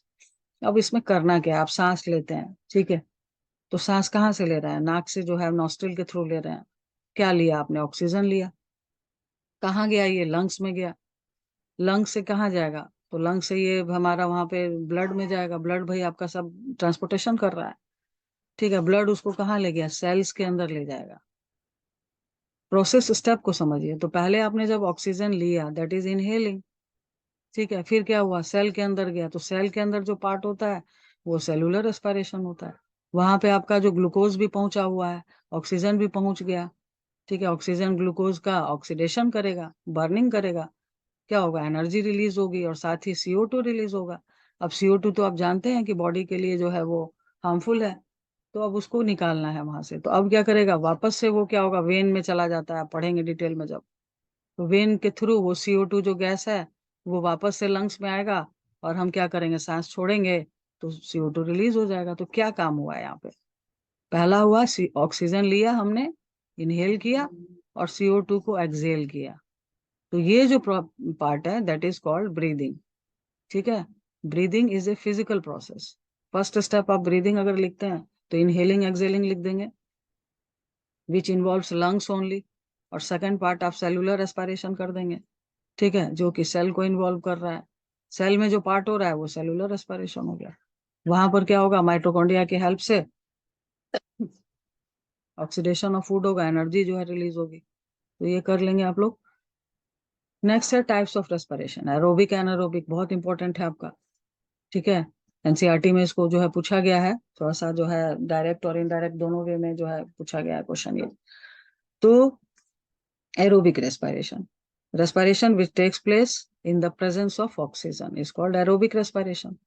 ठीक है, तो मोस्ट ऑफ द ऑर्गेनिज्म, ठीक है, दे हैव एरोबिक रेस्पिरेशन। ठीक है, नेक्स्ट क्या है? Anaerobic respiration. तो एनारोबिक रेस्पिरेशन क्या होता है? Anaerobic respiration that means the respiration which takes place in the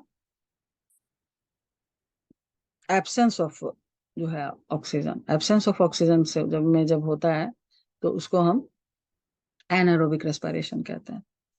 ठीक है, तो ये आप बेसिकली पढ़ लेंगे अभी यहाँ पर। फिर आपका यहाँ पे इंपॉर्टेंट क्या है कि अगर एरोबिक रेस्पिरेशन होगा तो क्या वहां पे प्रोड्यूस हो रहा है, और एनारोबिक रेस्पिरेशन जब होने लगता है तब क्या प्रोड्यूस हो रहा है। तो बिल्कुल सिंपल वे में आप कर लेंगे। ठीक है, फोटोसिंथेसिस का अपोजिट है ये। तो यहाँ पे आप एरोबिक रेस्पिरेशन में क्या करेंगे कि आप क्या पढ़ेंगे? जैसे आप क्या कर रहे हो? ऑक्सीजन जब आप इनहेल कर रहे हो, ठीक है, तो क्या करेगा? वो ग्लूकोज को, वो आपको फाइनली जाकर ग्लूकोज का ऑक्सीडेशन करेगा, बर्निंग करेगा। तो फर्स्ट स्टेप में ग्लाइकोलाइसिस होता है एरोबिक रेस्पिरेशन में। ग्लाइको मतलब ग्लूकोज और लाइसिस मतलब ब्रेक करेगा वो। ठीक है, तो वो किस चीज में कन्वर्ट हो जाएगा? आप बुक में अपना ओपन अप करके और फ्लो चार्ट आप देख लीजिएगा, क्योंकि यहाँ पे फिलहाल इसमें अवेलेबल नहीं है, आपके बुक में होगा। तो एरोबिक रेस्पिरेशन का फर्स्ट स्टेप होता है ग्लाइकोलाइसिस। ठीक है, ग्लाइकोलाइसिस में वो किस में कन्वर्ट हो जाएगा? ग्लूकोज पायरुविक एसिड में। टूट रहा है भाई, C6 है आपका, ग्लूकोज टूटेगा, C3 कंपाउंड में कन्वर्ट होगा। C3 कंपाउंड क्या है आपका? पायरुविक एसिड या पायरुवेट भी बोलते हैं उसको। तो जब ग्लूकोज पायरुवेट में कन्वर्ट हो रहा है, 2 मॉलिक्यूल्स ऑफ पायरुवेट में C6 है, 2 मॉलिक्यूल्स ऑफ पायरुविक एसिड में कन्वर्ट हो रहा है, तो वो ग्लाइकोलाइसिस कहलाता है। ठीक है, और ये पार्ट कहाँ होता है सेल में? ये भी क्वेश्चन पूछता है, साइटोप्लाज्म में होता है। फिर आगे बढ़िएगा, आगे क्या होगा? अब यहाँ पे ऑक्सीजन मिल रहा है क्योंकि एरोबिक रेस्पिरेशन है।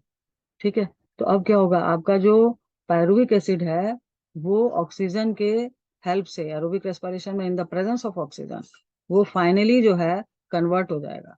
क्या चीज में भाई? CO2 में। ठीक है, CO2 में कन्वर्ट हो जाएगा, वाटर वेपर बनेगा, और प्लस आपको 38 ATP एनर्जी जो है वो प्रोड्यूस करेगा। ठीक है, तो ये आप इसको कर लेंगे। तो इन the presence of, first step क्या होगा? ग्लाइकोलाइसिस।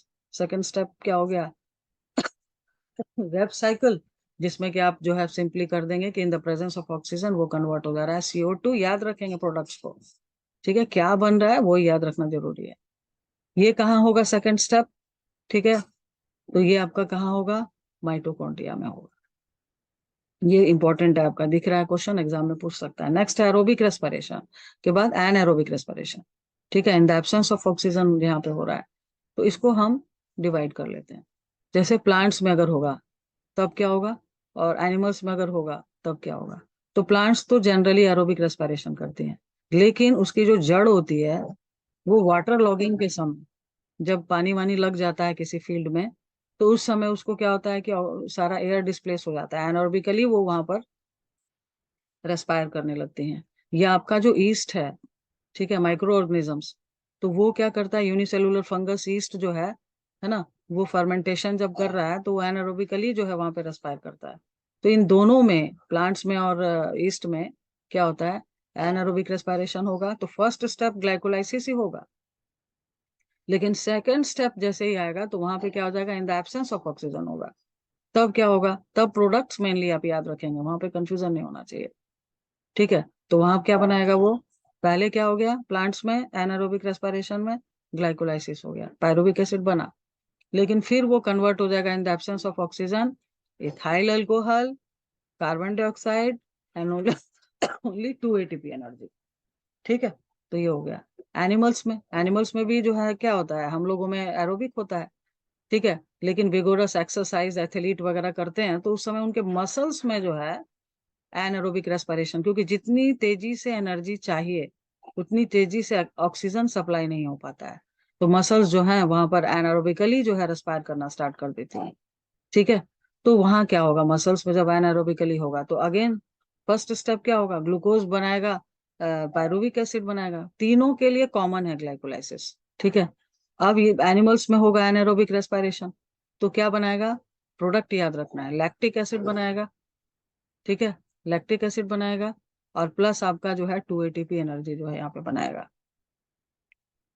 तो ये आप इसको याद कर लेंगे, ठीक है। लैक्टिक एसिड बनने के कारण उस समय मसल क्रैम्प्स होती हैं, दर्द होने लग जाता है पैर में, यही है आपका, इसमें इसको कर लेंगे। फिर आते हैं प्लांट्स में जो है नेट गैसियस एक्सचेंज कैसे होता है रेस्पिरेशन के समय। ड्यूरिंग डे टाइम क्या हो रहा है, दो प्रोसेस हो रहा है, फोटोसिंथेसिस भी है और रेस्पिरेशन भी हो रहा है, ठीक है।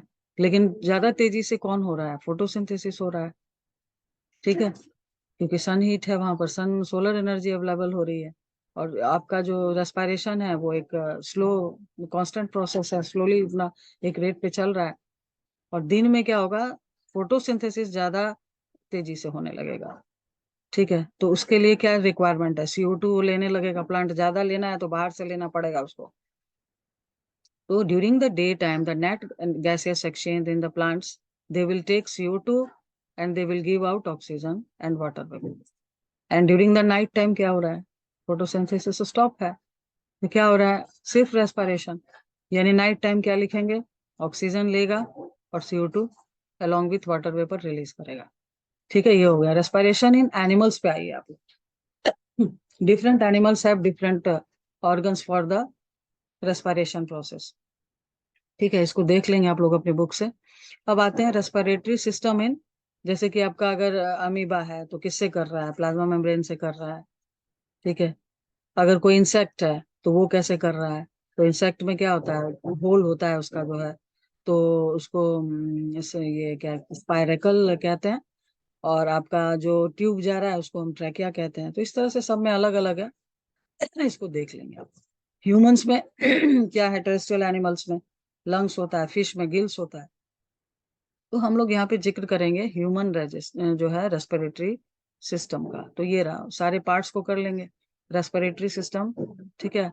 सारे पार्ट्स को, system is made up of organs, है ना, तो क्या क्या है इसमें, नोस्ट्रिल है, ठीक है, फिर नसल कैविटी है, ठीक है, फिर फेरिंग्स है। अच्छा, यहाँ पे अगेन आपका एक पूछता है क्वेश्चन, पाथवे पूछता है, तो उसके लिए ये डायग्राम इंपॉर्टेंट है। कहाँ जा रही है हवा, सांस ले रहे हैं नोस्ट्रिल के थ्रू, नसल कैविटी में जा रही है, फेरिंग्स में जा रही है, ठीक है, पार्ट्स हो गया ये सब। फिर क्या है आपका, फेरिंग्स के बाद लैरिंग्स आता है, पहले फेरिंग्स, यहीं पे बच्चे डाउट करते हैं, पहले फेरिंग्स आएगा, अभी बता रहे हैं सबको डिटेल में। फेरिंग्स, लैरिंग्स, फिर पाइप है जो यहाँ पे फूड पाइप था वहां पे, यहाँ पे क्या है, वाइंड पाइप है आपका, ट्रैकिया कहते हैं। ठीक है, ये क्या हो रहा है, डिवाइड हो रहा है दो पार्ट्स में जाके लंग्स में, वाई शेप में। ब्रोंकस कहते हैं उसको, लेफ्ट साइड में है लेफ्ट ब्रोंकस, राइट साइड में है लंग्स में, लंग में तो राइट ब्रोंकस है। ठीक है, फिर फर्दर ये अंदर इसमें फिगर में नहीं दिख रहा है, फर्दर उसमें ब्रांचिंग होती है, ब्रोंक्यूल्स होता है और उसमें एल्वियोलाई होता है। डायग्राम परफेक्ट नहीं दिख रहा है ना, तो आप अपनी बुक से इसको देखेंगे, लास्ट एंडिंग जो होती है उसमें एल्वियोलाई जो है वहां पे आपको दिखाई देगा। तो ये आपका टर्मिनेशन हो जाएगा। और इसमें जो है इन दोनों लंग्स के अलावा जो लास्ट पार्ट है इस सिस्टम का, डायफ्राम जो है वो भी बहुत इंपॉर्टेंट है। डायफ्राम जो है ये एक मस्कुलर शीट है, आप देख रहे होंगे डायग्राम में यहाँ पर, at the base of the lungs. ठीक है, ये आपको रेस्पिरेशन में हेल्प करता है, ये अपवर्ड और डाउनवर्ड मूव करता है, और हम इनहेलेशन एक्सहेलेशन हमारे बॉडी में होता है। करता क्या है, ये हमारे चेस्ट कैविटी को बॉडी के नीचे वाले पार्ट यानी एब्डोमिनल कैविटी से सेपरेट करता है। ठीक है, और यहाँ पर ये आपको रेस्पिरेशन में हेल्प कर रहा है। तो ये इसके पार्ट्स हैं, इसको कर लीजिएगा आप लोग जो है। अब जो है इसमें हम जैसे ही रेस्पायर करते हैं नॉस्ट्रिल में ऑक्सीजन जाएगी। ठीक है, नाक से सांस ले रहे हैं तो नेसल नाक से ही सांस लेना चाहिए, क्योंकि आप जान रहे हैं कि वहां पे फिल्ट्रेशन ऑफ एटमॉस्फेरिक जो है एयर होता है, जर्म किल होती है, और प्योर एयर जो है इन करती है लंग्स में, किसी तरह का रेस्पिरेटरी प्रॉब्लम नहीं होता है, इन्फेक्शन नहीं होता है। तो नेसल कैविटी में जाएगी। नेसल कैविटी और बकल कैविटी, ओरल जो कैविटी है वो जिस पॉइंट पे, यानी खाना जब हम खाते हैं तो आप जो है ओरल कैविटी यानी बकल कैविटी और नसल कैविटी, आपका एक बीच में सिपरेशन है, आप अपने माउथ में चेक कर सकते हैं इसको, है ना, तालू जिसको हम लोग बोलते हैं। ठीक है, वो पैलेट कहलाता है। तो पैलेट जो है आपका, बोनी पैलेट, वो नसल कैविटी को ओरल कैविटी से सिपरेट करता है। ठीक है, ये सिपरेट करता है, और ये जिस पॉइंट पर दोनों मिलता है वो फेरिंग्स कहलाता है। वो कॉमन पॉइंट आपका क्या कहलाता है, फेरिंग्स कहलाता है। ठीक है, अब जब हम खाना खाते हैं तो उस समय क्या होता है कि वहां पर एक मेम्ब्रेन होती है फेरिंग्स में। ठीक है, मतलब फेरिंग्स के पॉइंट पर जब खाना खा रहे हैं, फूड पाइप में जाना है उसको, लेकिन वो कहीं गलती से वाइन पाइप में मत इन कर जाए, तो वहां पे एपिग्लॉटिस होता है जो कि उसको कवर कर लेता है उस समय, ताकि खाना हमारे रेस्पिरेटरी ट्रैक में या ट्रैकिया में मत चले जाए। तो ये कॉमन पॉइंट हो जाता है। अब जो है आपका एयर जो है वो वाइन पाइप में जाएगा। अब क्या है, गले में आप देखेंगे कि वॉइस बॉक्स है ना, वहाँ उसको लैरिंग्स कहा जाता है। तो फेरिंग्स के बाद जाएगा लैरिंग्स में, ये याद रखिएगा। फ्लो, अगर फ्लो डायग्राम दे रहा है तो याद रखेंगे। और तब जाकर आप ट्रैकिया में जा रहा है, एक पाइप लाइक स्ट्रक्चर है जो कि ऑक्सीजन को, एयर को वो लेके जो है फर्दर आगे की ओर जो है पुशअप कर रहा है। तो ट्रैकिया बाहर से कार्टिलेजिनस रिंग से कवर्ड होता है, क्योंकि सांस ले रहे हैं, प्रेशर बढ़ेगा घटेगा, वो सब फेस करना है उसको। तो बाहर से रिंग लाइक स्ट्रक्चर है इसमें, कार्टिलेजिनस रिंग्स होती हैं सपोर्ट के लिए। फिर डिवाइड हो रहा है, ब्रोंकस है, ब्रोंक्यूल्स है, और ब्रोंक्यूल्स में आप अपने बुक से इसको थोड़ा फिगर को देख लीजिएगा। ब्रोंक्यूल्स एंड करता है स्मॉल सैक लाइक स्ट्रक्चर्स में, जहां पर रियल एक्सचेंज ऑफ गैसेस होता है। क्वेश्चन पूछेगा कि रियल एक्सचेंज ऑफ गैसेस किस पार्ट में हो रहा है, तो एल्वियोलाई में होता है। ठीक है, वहां पर जो ऑक्सीजन है अब फाइनली ब्लड में चला जाएगा। ठीक है, ऑक्सीजन चला जाएगा, और अगर CO2 है तो वो वापस आकर जब हम एक्सेल करेंगे तो वो जो है एनवायरनमेंट में चला जाएगा। ठीक है, तो ये हो जाएगा आपका डायफ्राम जो है, ब्रीदिंग इन ब्रीदिंग आउट में जब ये डायफ्राम नीचे की तरफ जाएगा, डाउनवर्ड जाएगा तो हम इनहेल करते हैं, अपवर्ड जाएगा तो हम एक्सेल करते हैं। ठीक है, ये सब आप कर लेंगे, ये सब टॉपिक जो है ये सब हो गया आपका। उसके बाद आते हैं हम लोग इसमें, एल्वियोलाई क्या है। Alveoli are small sac like structures which are present in the जो है लंग्स। ठीक है, लंग्स में प्रेजेंट होते हैं। यहाँ पे ये आपका एनसीईआरटी क्वेश्चन है। उसके बाद है कि हाउ, मतलब रियल एक्सचेंज ऑफ गैसेस जो है in between the blood and lungs जो है कहाँ हो रहा है, एल्वियोलाई में हो रहा है। ठीक है, कैसे हेल्प करती हैं ये, तो कोई भी रेस्पिरेटरी ऑर्गन हो वहां पर उसमें क्वालिटीज होती है। पहला है लार्ज सरफेस एरिया होना चाहिए, दूसरा है थिन वॉल्ड होना चाहिए, ठीक है, तीसरा है रिच सप्लाई ऑफ ब्लड होना चाहिए, ताकि वहां पे हीमोग्लोबिन जो है, रेस्पिरेटरी पिगमेंट प्रेजेंट रहे। तो कोई भी, चाहे वो गिल्स हो या एल्वेलाई हो या कुछ भी हो, वहां पर ये क्वालिटीज होनी चाहिए। तो एल्वेलाई में ये तीनों क्वालिटीज होती हैं, ठीक है, इसलिए वो एक्सचेंज जो है इजिली करता है। रेस्पिरेटरी गैसेस का एक्सचेंज जो है बॉडी के अंदर जो है करता है ह्यूमन बॉडी में, ये जरूर कर लीजिएगा। फिर है ट्रांसपोर्टेशन ऑफ ऑक्सीजन, कैसे होता है? तो जैसे आप सांस लेते हैं, हवा कहाँ चली गई? एल्वियोलाई में, लंग्स में चली गई, वहां पर वो रिचली सप्लाई ऑफ ब्लड वहां पर है। और आपका जो ब्लड में हीमोग्लोबिन जो होता है, क्या है haemoglobin? It is a red pigment which is present in the red blood cells of the blood, ठीक है। ये है आयरन कंटेनिंग पिगमेंट होता है, जो कि आपका it has a great affinity for the oxygen gas. Oxygen carrier ये कहलाता है। जैसे ही आपका एल्वुलाई में ऑक्सीजन आएगा, हीमोग्लोबिन उसको मैग्नेट की तरह जो है अट्रैक्ट करके ऑक्सी हीमोग्लोबिन बना देता है।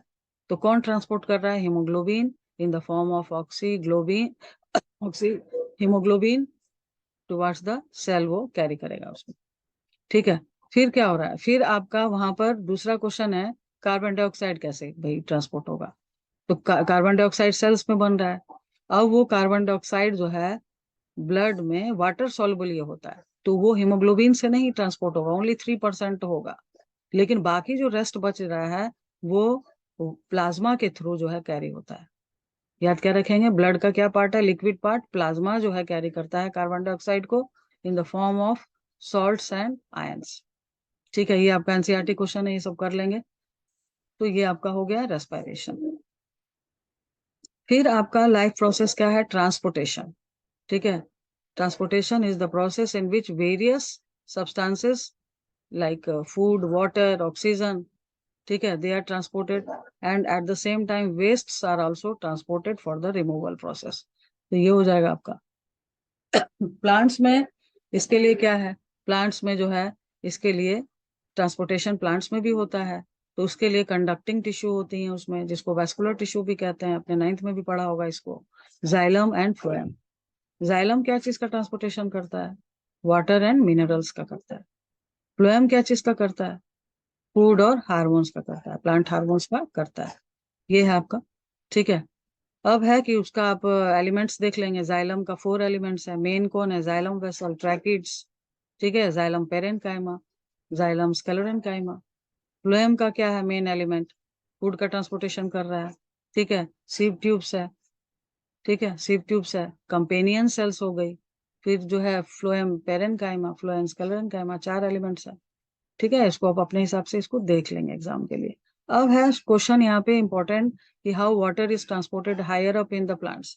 अब पेड़ क्या होते हैं? काफी ऊंचे होते हैं, है ना, 30-30 मीटर, काफी ऊंचे ऊंचे पेड़ होते हैं। उसमें कैसे अब जो है पानी ऊपर की ओर चढ़ जाता है? बहुत आश्चर्य की बात है, जबकि at the same time gravity हर चीज को नीचे की ओर अट्रैक्ट कर रही है। तो आप इसको कैसे लिखेंगे? ये इंपॉर्टेंट है आपका। तो इसमें हो क्या रहा है? पहली बात है कि वाटर एब्जॉर्ब हो रहा है रूट के द्वारा। जैसे ही रूट्स एब्जॉर्ब करेंगे वाटर, तो आप लिखेंगे कि रूट प्रेशर वहां इंक्रीज कर जाएगा। तो रूट में नीचे क्या हो गया? रूट प्रेशर इंक्रीज कर गया एब्जॉर्प्शन ऑफ वाटर के कारण, ठीक है। और ऊपर क्या हो रहा है? एरियल पार्ट्स में, लीव्स में ट्रांसपिरेशन हो रहा है, loss of water in the form of water vapour हो रहा है, ठीक है। तो वहां पर क्या हो जाएगा आपका? वहां पर लो प्रेशर एरिया बिल्डअप हो जाएगा। नीचे क्या है? High pressure. और ऊपर क्या हो गया? ट्रांसपिरेशन के कारण अपर एरियल पार्ट्स में लो प्रेशर। आप क्या जानते हैं? कोई चीज किधर मूव कर दी है? हाई प्रेशर से लो प्रेशर की ओर। तो क्या हो जाएगा? एक जो है अपवर्ड जो है, एक पुल जो है उसमें डेवलप हो जाएगा, ठीक है, अपवर्ड पुल जो है डेवलप हो जाएगा। उसके अलावा दूसरा प्रोसेस क्या यहाँ पे इन्वॉल्व है, ठीक है, आपका कोहेशन।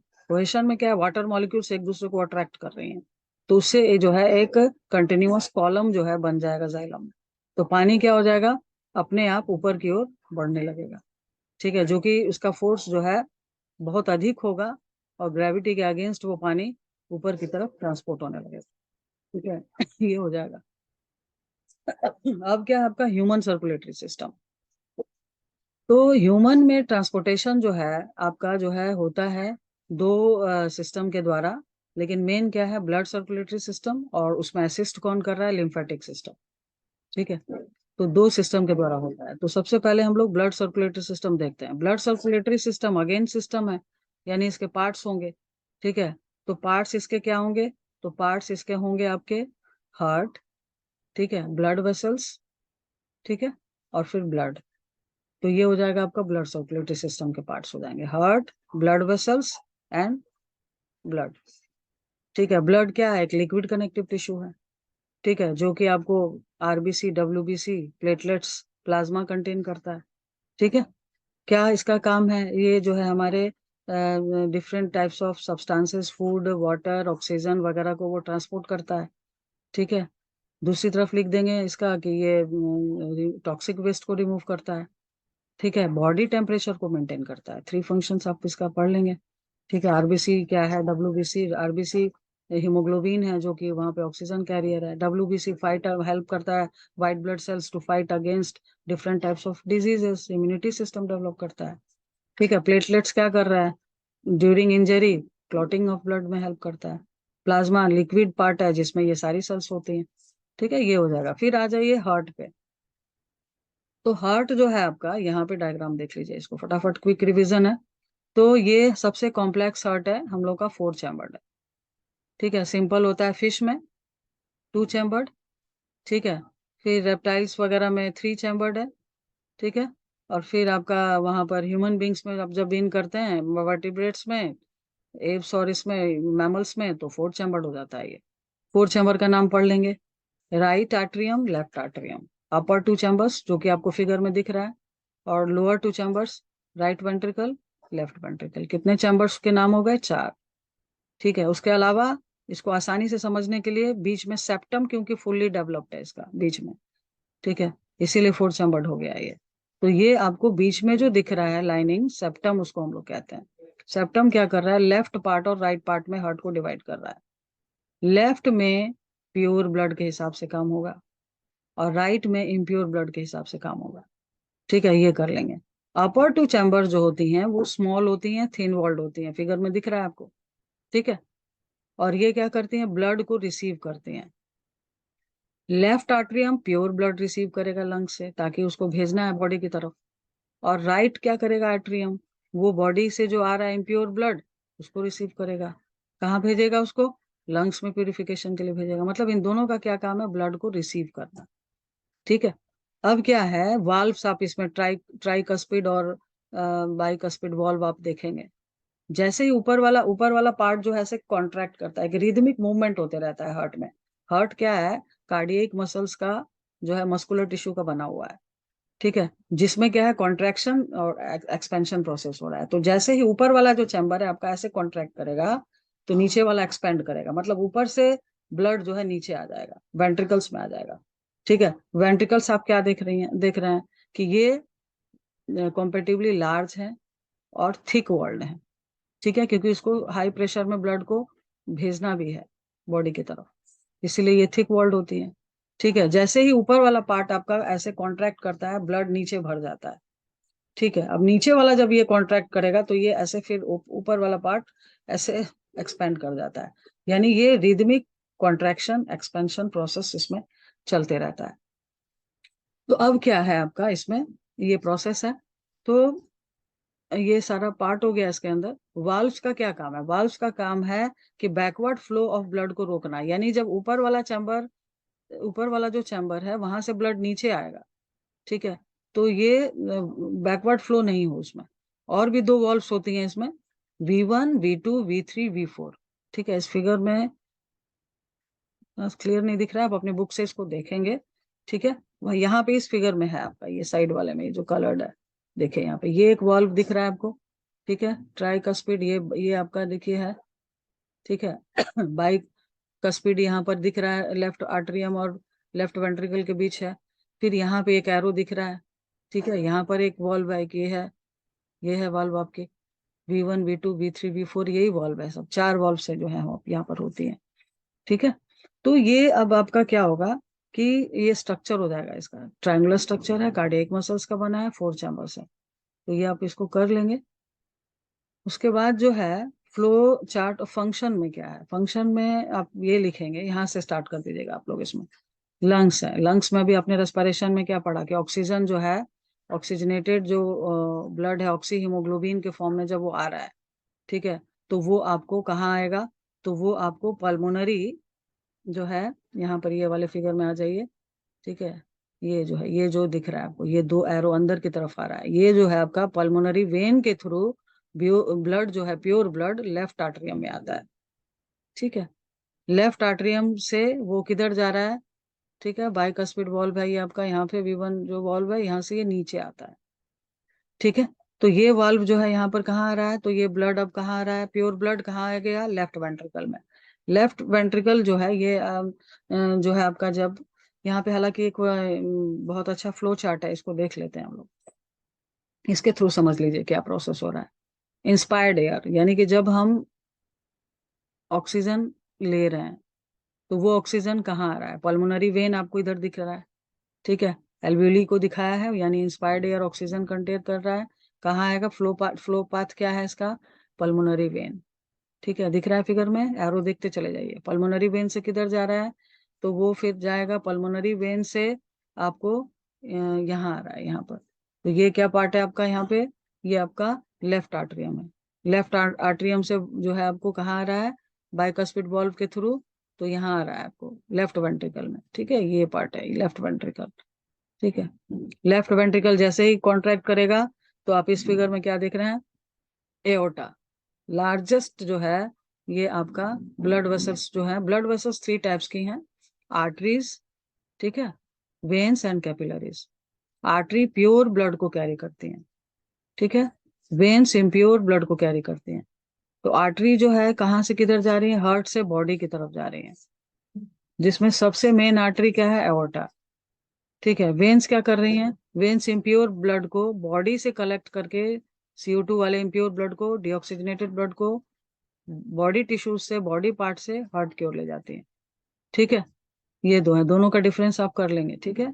और जहां जहां भी आर्टरी है वहां वहां वेन है, और उन दोनों को इंटरकनेक्ट कौन करता है, तो सबसे थिनेस्ट आपका जो ब्लड वेसल है वो कैपिलरी है, ठीक है। हार्ट हो गया, ब्लड कैपिलरीज हो गया आपका।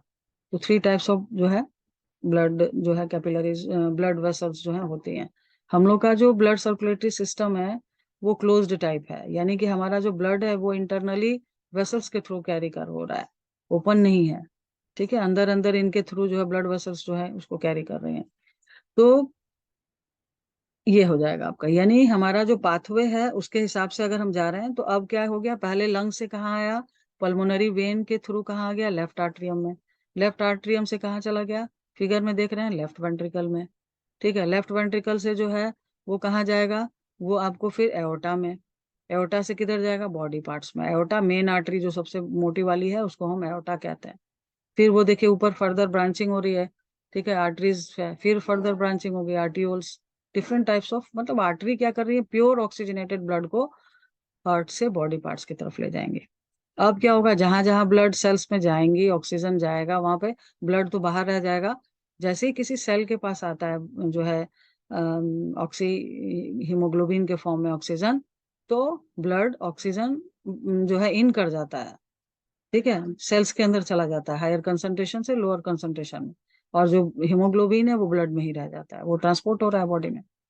तो ऑक्सीजन जैसे ही जाएगा वहां पे आपने अभी क्या पढ़ा, बर्निंग ऑफ ग्लूकोज होगा, क्या बनेगा, CO2 बनेगा। अब CO2 भाई तो वेस्ट है ना, उसको कलेक्ट करने के लिए वहीं पे क्या जा रहा है, तो वहीं पे आपका क्या है, दूसरे साइड देखिए यहाँ पे वेन्स दिखाई दे रहा है। तो आप यहाँ पे देखिए लास्ट में बॉडी टिश्यूज लिखा हुआ है इस फिगर में, ठीक है, यानी बॉडी टिश्यूज में क्या हो जाएगा, ऑक्सीजन जाएगा और CO2 जो है वहीं पे देखिए, एक साइड ब्लू दिख रहा है आपको, वेन को डिनोट कर रहा है वो, उसमें चला जाएगा। सारी वेन्स सारे बॉडी पार्ट से कलेक्ट करते हुए इस ब्लड को वेना केवा जो कि मेन वेन है, ठीक है, उसको वो ले जाकर दे देंगे। और वेना केवा से किधर आएगा, तो वेना केवा से आपको जो है आ जाएगा जो है राइट आर्टरियम में आ जाएगा। एरो आप इस फिगर में देख रहे हैं यहाँ पर जो है, ये रहा, ठीक है। ये वेना केवा के थ्रू कहाँ आ रहा है, राइट आर्टरियम में आ रहा है इम्प्योर ब्लड। राइट आर्टरियम से कहाँ आ रहा है, राइट वेंट्रिकल में आ रहा है, ठीक है। राइट वेंट्रिकल के से आपको यहाँ पर V4 वॉल्व के द्वारा कहाँ जा रहा है, तो ये आपको पल्मोनरी जो है आर्टरी है, ठीक है, पल्मोनरी आर्टरी है।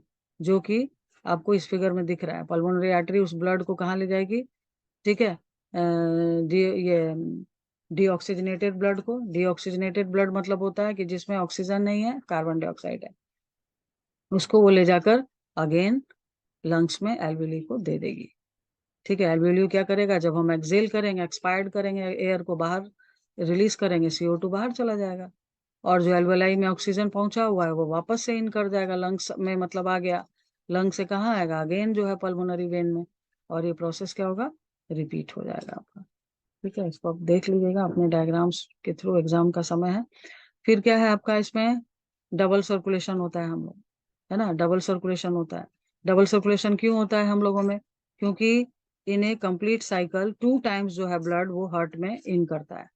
ठीक है, एक टाइम कब करता है, तो आप दो है डबल सर्कुलेशन, तो पहला मान लीजिए आप पल्मोनरी सर्कुलेशन जो है कंसिडर करिए, किसको कहते हैं, तो जब हार्ट से इम्प्योर एयर लंग्स में जा रही है, वहां प्यूरिफाई हो जा रही है, फिर पल्मोनरी वेन के थ्रू वापस आ रही है।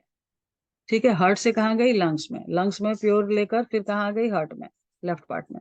तो ये पल्मोनरी जो है साइकिल हो गया।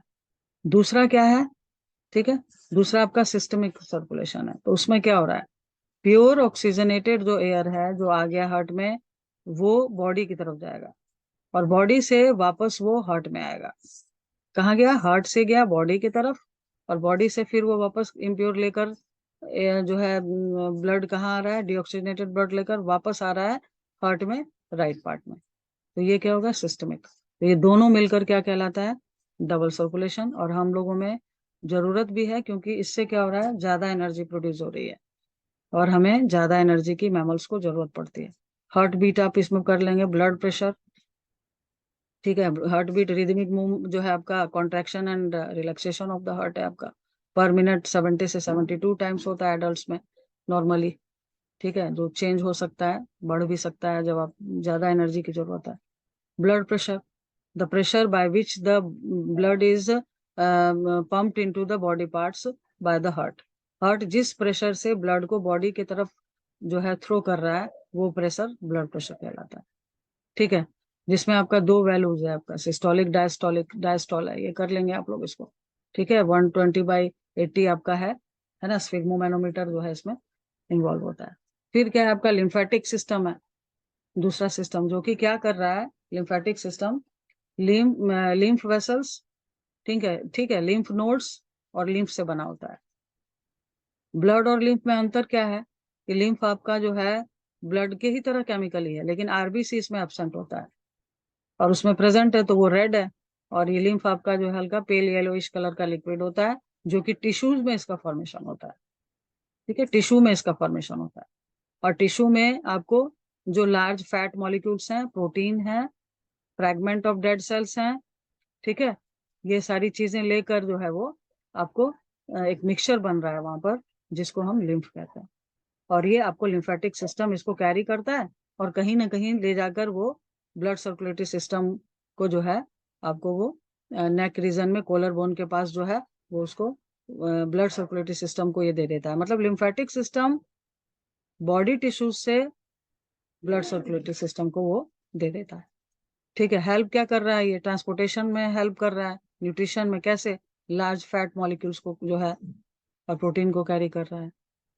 ठीक है, फिर क्या कर रहा है, ये हमको जो है प्रोटेक्ट भी, क्लीनिंग ऑफ ब्लड भी कर रहा है, कैसे, तो जो लिम्फ नोड्स होती हैं यहाँ पे, लिम्फोसाइट सेल्स होती हैं वहां पर, ठीक है, वो जो भी जर्म्स हैं और फ्रेगमेंट ऑफ डेड सेल्स हैं उसको वो क्लीन कर देती हैं। तो ये सब है आपका इसमें। तो ये आपका हो गया ब्लड सर्कुलेटरी सिस्टम का टॉपिक। फिर क्या है, एक्सक्रीशन, लास्ट टॉपिक आपका, removal of the toxic waste. ठीक है, harmful toxic waste from the body of a living organism, उसको हम क्या कहते हैं, एक्सक्रीशन कहते हैं। ठीक है, प्लांट्स में भी एक्सक्रीशन होता है। तो एक्सक्रीशन में क्या है आपका, 3 तरह का वेस्ट हो सकता है, लिक्विड वेस्ट हो सकता है, गैसियस वेस्ट हो सकता है, सॉलिड वेस्ट हो सकता है। प्लांट में भी होता है ये। ठीक है, प्लांट में गैसियस वेस्ट कहाँ से होगा, तो आपको लीव से हो रहा है, तो वो स्टोमाटा के थ्रू होगा। यंग अगर स्टेम है, तो ग्रीन स्टेम है, तो वहां पे भी स्टोमाटा ही उसको बोलते हैं। लेकिन ओल्डर स्टेम अगर क्वेश्चन पूछता है, पुराने जो पेड़ हो जाते हैं, ओल्डर स्टेम्स होती हैं, उनमें लेंटिकल्स होते हैं। तो लेंटिकल्स के थ्रू जो है वहां पर जो है एक्सक्रीशन होगा, रेस्पिरेटरी जो भी गैसेस हैं वो, मान लीजिए कि प्लांट अगर ऑक्सीजन ले रहा है, CO2 रिलीज कर रहा है, तो यहाँ से होगा ये। ठीक है, ओवरऑल जो है इसमें जो है उसी के थ्रू होता है गैसियस एक्सचेंज। सॉलिड वेस्ट वो जो है आपका गम रेजिन्स वगैरह, वो गम रेजिन्स के फॉर्म में सॉलिड वेस्ट वो एक्सक्रीट करते हैं। ठीक है, some of the waste they are collected in the body parts also, जिसमें पेड़ जो है उसकी लीव्स जो होती हैं वो सूख कर गिर जाती हैं, शेडिंग ऑफ जो है लीव्स, छाल उसकी जो है गिर जाती है, पिलिंग ऑफ बार्क। तो ये सब है उसका मेथड, कर लेंगे इसको। फिर आते हैं हम लोग, इसका मेन क्या है इन एनिमल्स। तो एनिमल्स में हम लोग जो है यहाँ पर जो सबसे इम्पोर्टेंट है उसका हम लोग डिस्कशन करने जा रहे हैं। नेफ्रॉन का कर लीजिएगा आप लोग, क्योंकि ये आपका क्या है कि NCERT क्वेश्चन है और ये अक्सर आता है। तो जो ह्यूमन बॉडी है हम लोगों में, जो गैसियस वेस्ट है वो लंग्स के थ्रू एक्सक्रीट होता है। जो सॉलिड अनडाइजेस्टेड फूड है वो लार्ज इंटेस्टाइन के थ्रू होता है। स्किन के थ्रू भी जो है कुछ वेस्ट एक्सक्रीट होता है, ठीक है, स्वेट के फॉर्म में। ठीक है, और जो मेन है, जो कि सबसे टॉक्सिक वेस्ट है बॉडी का, नाइट्रोजनस वेस्ट है। जो कि प्रोटीन हम लोग खा रहे हैं ना, तो उसके थ्रू जो है सबसे टॉक्सिक वेस्ट जो बॉडी में बनता है, नाइट्रोजनस वेस्ट होता है। ये जो है हमारे बॉडी में एक्सक्रीटरी जो सिस्टम है, ठीक है, यूरिनरी सिस्टम के थ्रू जो है वो एक्सक्रीट होता है नाइट्रोजनस वेस्ट। तो जो एक्सक्रीटरी सिस्टम है, यानी जो यूरिनरी सिस्टम है, उसकी वर्किंग यूनिट क्या है? नेफ्रॉन। न्यूरॉन कहाँ था? न्यूरॉन था आपका नर्वस सिस्टम में। यहाँ पे क्या है, स्पेलिंग याद रखेंगे, कोई कंफ्यूजन नहीं, नेफ्रॉन होता है। ठीक है, नेफ्रॉन का आप लोग जो है डायग्राम देख लेंगे, उसकी वर्किंग देख लेंगे। ठीक है, लास्ट में क्या है, किडनी फेल्योर होता है। तो किडनी फेल्योर जो है आपका, किडनी जो है क्या है, किडनी इसका, इसके पार्ट्स क्या है, इसको देख लेते हैं हम लोग। यहाँ आ जाइए, यूरिनरी सिस्टम का, ह्यूमन एक्सक्रीटरी सिस्टम का डायग्राम इसका कैसे क्या है देख लेते हैं। 2 किडनीज हैं, ठीक है। किडनी से जब ब्लड जाता है तो उस समय इसमें नाइट्रोजनस वेस्ट जो है वो फिल्टर होता है, यूरिन बनता है इससे। तो 2 किडनीज हो गई, 2 यूरेटर्स हो गए, bag like structure, urinary bladder हो गया, यूरेथ्रा हो गया। ये सब मिलकर कौन सा सिस्टम बना रहा है? एक्सक्रीटरी सिस्टम बना रहा है। ठीक है, किडनी के अंदर जो फिल्टरिंग वर्किंग यूनिट्स होती हैं उसको हम नेफ्रॉन कहते हैं, जो कि यहाँ आपको दिख रहा है इस फिगर में। ठीक है, इसको 2 पार्ट में डिवाइड कर लेंगे। ऊपर वाला पार्ट कप लाइक स्ट्रक्चर है, ठीक है, उसको बोमेंस कैप्सूल कहते हैं। उसके अंदर क्या है? उसके अंदर फिल्ट्रेशन के लिए what is glomerulus? It is a bunch of blood capillaries. ठीक है, गुच्छा है, जैसे बाल उलझ जाता है गुच्छा बन जाता है, वैसे यहाँ पे ब्लड कैपिलरीज का एक बंच है, गुच्छा है। ठीक है, किसके अंदर? बोमेंस कैप्सूल के अंदर। नेफ्रॉन का अपर पार्ट है ये। तो उसके अंदर जो फिल्ट्रेशन के लिए जो स्ट्रक्चर है, ग्लोमेरुलस कहलाता है। ठीक है, ये फिल्ट्रेशन ऑफ ब्लड करेगा। ठीक है, फिल्ट्रेशन ऑफ ब्लड में होता क्या है कि ब्लड कैपिलरीज इतनी थिन वॉल्ड होती हैं कि ग्लूकोज और अमीनो एसिड वगैरह भी फिल्टर्ड हो जाता है। यानी जो यूरिया है हमारे बॉडी का नाइट्रोजनस वेस्ट, उसके साथ साथ बाकी चीजें भी इसमें फिल्टर हो जाती हैं। अब कहाँ आएंगी? तो आप यहाँ देख रहे हैं कप के नीचे एक ट्यूब लाइक स्ट्रक्चर जा रहा है नीचे, यहाँ पर आ जाइए। इसको ट्यूबुल कहते हैं, यानी 2 पार्ट में डिवाइड हो गया। अपर हो गया बोमस कैप्सूल, ट्यूबुल में आता है। तो ट्यूबुल में आप क्या होगा, आपको जो यूजफुल चीजें भी चली जा रही है, ब्लड का कंपोजिशन ही चेंज हो जा रहा है। तो याद क्या रखेंगे? याद रखेंगे कि यहाँ पे रीएब्जॉर्प्शन जो है वहां पर हो रहा है, जो चीजें वापस से ब्लड में मिलनी जरूरी है, नहीं तो फिर परेशानी होगी। तो आप क्या देख रहे हैं, इसको कवर किए हुए है ये सब ब्लड कैपिलरीज वगैरह यहाँ पर। ठीक है, इसमें से निकल कर जो है आपका, ठीक है, तो आपका एफरेंट जो ऊपर दिख रहा है, ये ला रहा है, और ये जो यहाँ से जब ये निकल कर बाहर आ रहा है, तो इसको पूरी तरह से वाइंड अप हो गया है, यानी रीएब्जॉर्प्शन होकर वापस से ये ट्यूबुल में आएगा। ठीक है, ट्यूबुल में आएगा और वापस से ये आपका क्लीन ब्लड के फॉर्म में हमारा जो है रेनल जो है वेन में ये चला जाएगा। ठीक है, रेनल आर्टरी लाती है इम्प्योर ब्लड को किडनी की तरफ, रेनल मतलब किडनी। ठीक है, और फिर ये चली जाएगी। लेकिन जो ये यू शेप में जा रहा है ट्यूबुल, लास्ट आते आते ये आपको यहाँ पर बच क्या जाएगा इसमें? Water, urea and some salts. क्या हो गया? वाटर, यूरिया जो नाइट्रोजनस वेस्ट है आपके बॉडी का, एंड सम सॉल्ट्स। ये तीनों मिक्सचर यूरिन कहलाता है। ठीक है, और ये यूरिन यूरिन कलेक्टिंग डक्ट में जाएंगी और वो आपका वापस जो है यूरेटर के थ्रू, यूरिनरी ब्लैडर और यूरिथ्रा में टाइम टू टाइम वो रिलीज हो जाता है। तो दोनों किडनीज में मिलियंस जो है नेफ्रॉन्स प्रेजेंट होते हैं, जो कि आपके बॉडी में ब्लड का फिल्ट्रेशन करके नाइट्रोजनस वेस्ट को रिमूव करते हैं यूरिन के फॉर्म में। ठीक है, तो इस तरह से ये वर्क करते हैं। इसका आप डायग्राम जो है आराम से देख लीजिएगा। और कभी कभी किसी इन्फेक्शन के कारण, इंजरी के कारण किडनी काम करना बंद कर देता है। ठीक है, तो किडनी जब काम करना बंद कर देता है तो हो सकता है एक किडनी काम नहीं कर रही है, कभी कभी दोनों किडनी जो है परमानेंटली काम नहीं कर रही है। तो वो जो प्रोसेस है आपका, वो जो सिचुएशन है, that is called kidney failure. ठीक है, stoppage of the working of the kidney, that is the filtration of the nitrogenous waste, अगर वो नहीं कर पा रही है तो उसको किडनी फेल्योर कहते हैं। तो अब तो बहुत प्रॉब्लम हो जाएगी। तो वैसे में क्या होता है, उसका दो मेथड है। परमानेंट मेथड है किडनी ट्रांसप्लांटेशन, जिसमें कि एक जो है आपको जिसका फेल हो चुका है उसको कोई डोनेट करता है अपना एक किडनी, कोई देता है। तो एक किडनी पे भी आदमी सरवाइव कर सकता है प्रिकॉशन के साथ। तो अगर कोई डोनेट करता है, डोनर है, तो मैचेबल किडनी जो है ट्रांसप्लांट कर दी जाती है किडनी फेल्योर के समय अगर, तो वो उसका परमानेंट सॉल्यूशन है। लेकिन अगर नहीं मिलती है तो वो जो काम किडनी कर रही है वो काम एक आर्टिफिशियल मशीन जो है डायलाइजिंग मशीन करती है। तो डायलिसिस प्रोसेस के द्वारा ब्लड से, ह्यूमन ब्लड से यूरिया का फिल्ट्रेशन किया जाता है। ठीक है, जो काम किडनी कर रही है वो आर्टिफिशियल किडनी करेगी वहां पर। तो the process by which the nitrogenous waste, है ना, is removed from by a dialysing machine, ठीक है, during the kidney failure is called dialysis process. ठीक है, तो आप ये सारा टॉपिक जो है एग्जाम के लिए कर लेंगे। आपका जो है ये यहाँ तक का सिलेबस है। और होप आपको वीडियो पसंद आया होगा। ऐसे हम आपका टॉपिक वाइज जो है, चैप्टर वाइज जो वीडियो है हम जल्द लाएंगे। ठीक है, और आपको अगर कहीं कोई प्रॉब्लम हो रही है तो आप कमेंट सेक्शन में लिख सकते हैं। हम उसका आंसर जो है मैं कोशिश करूंगी कि मैं दे सकूं। So thank you for watching the video.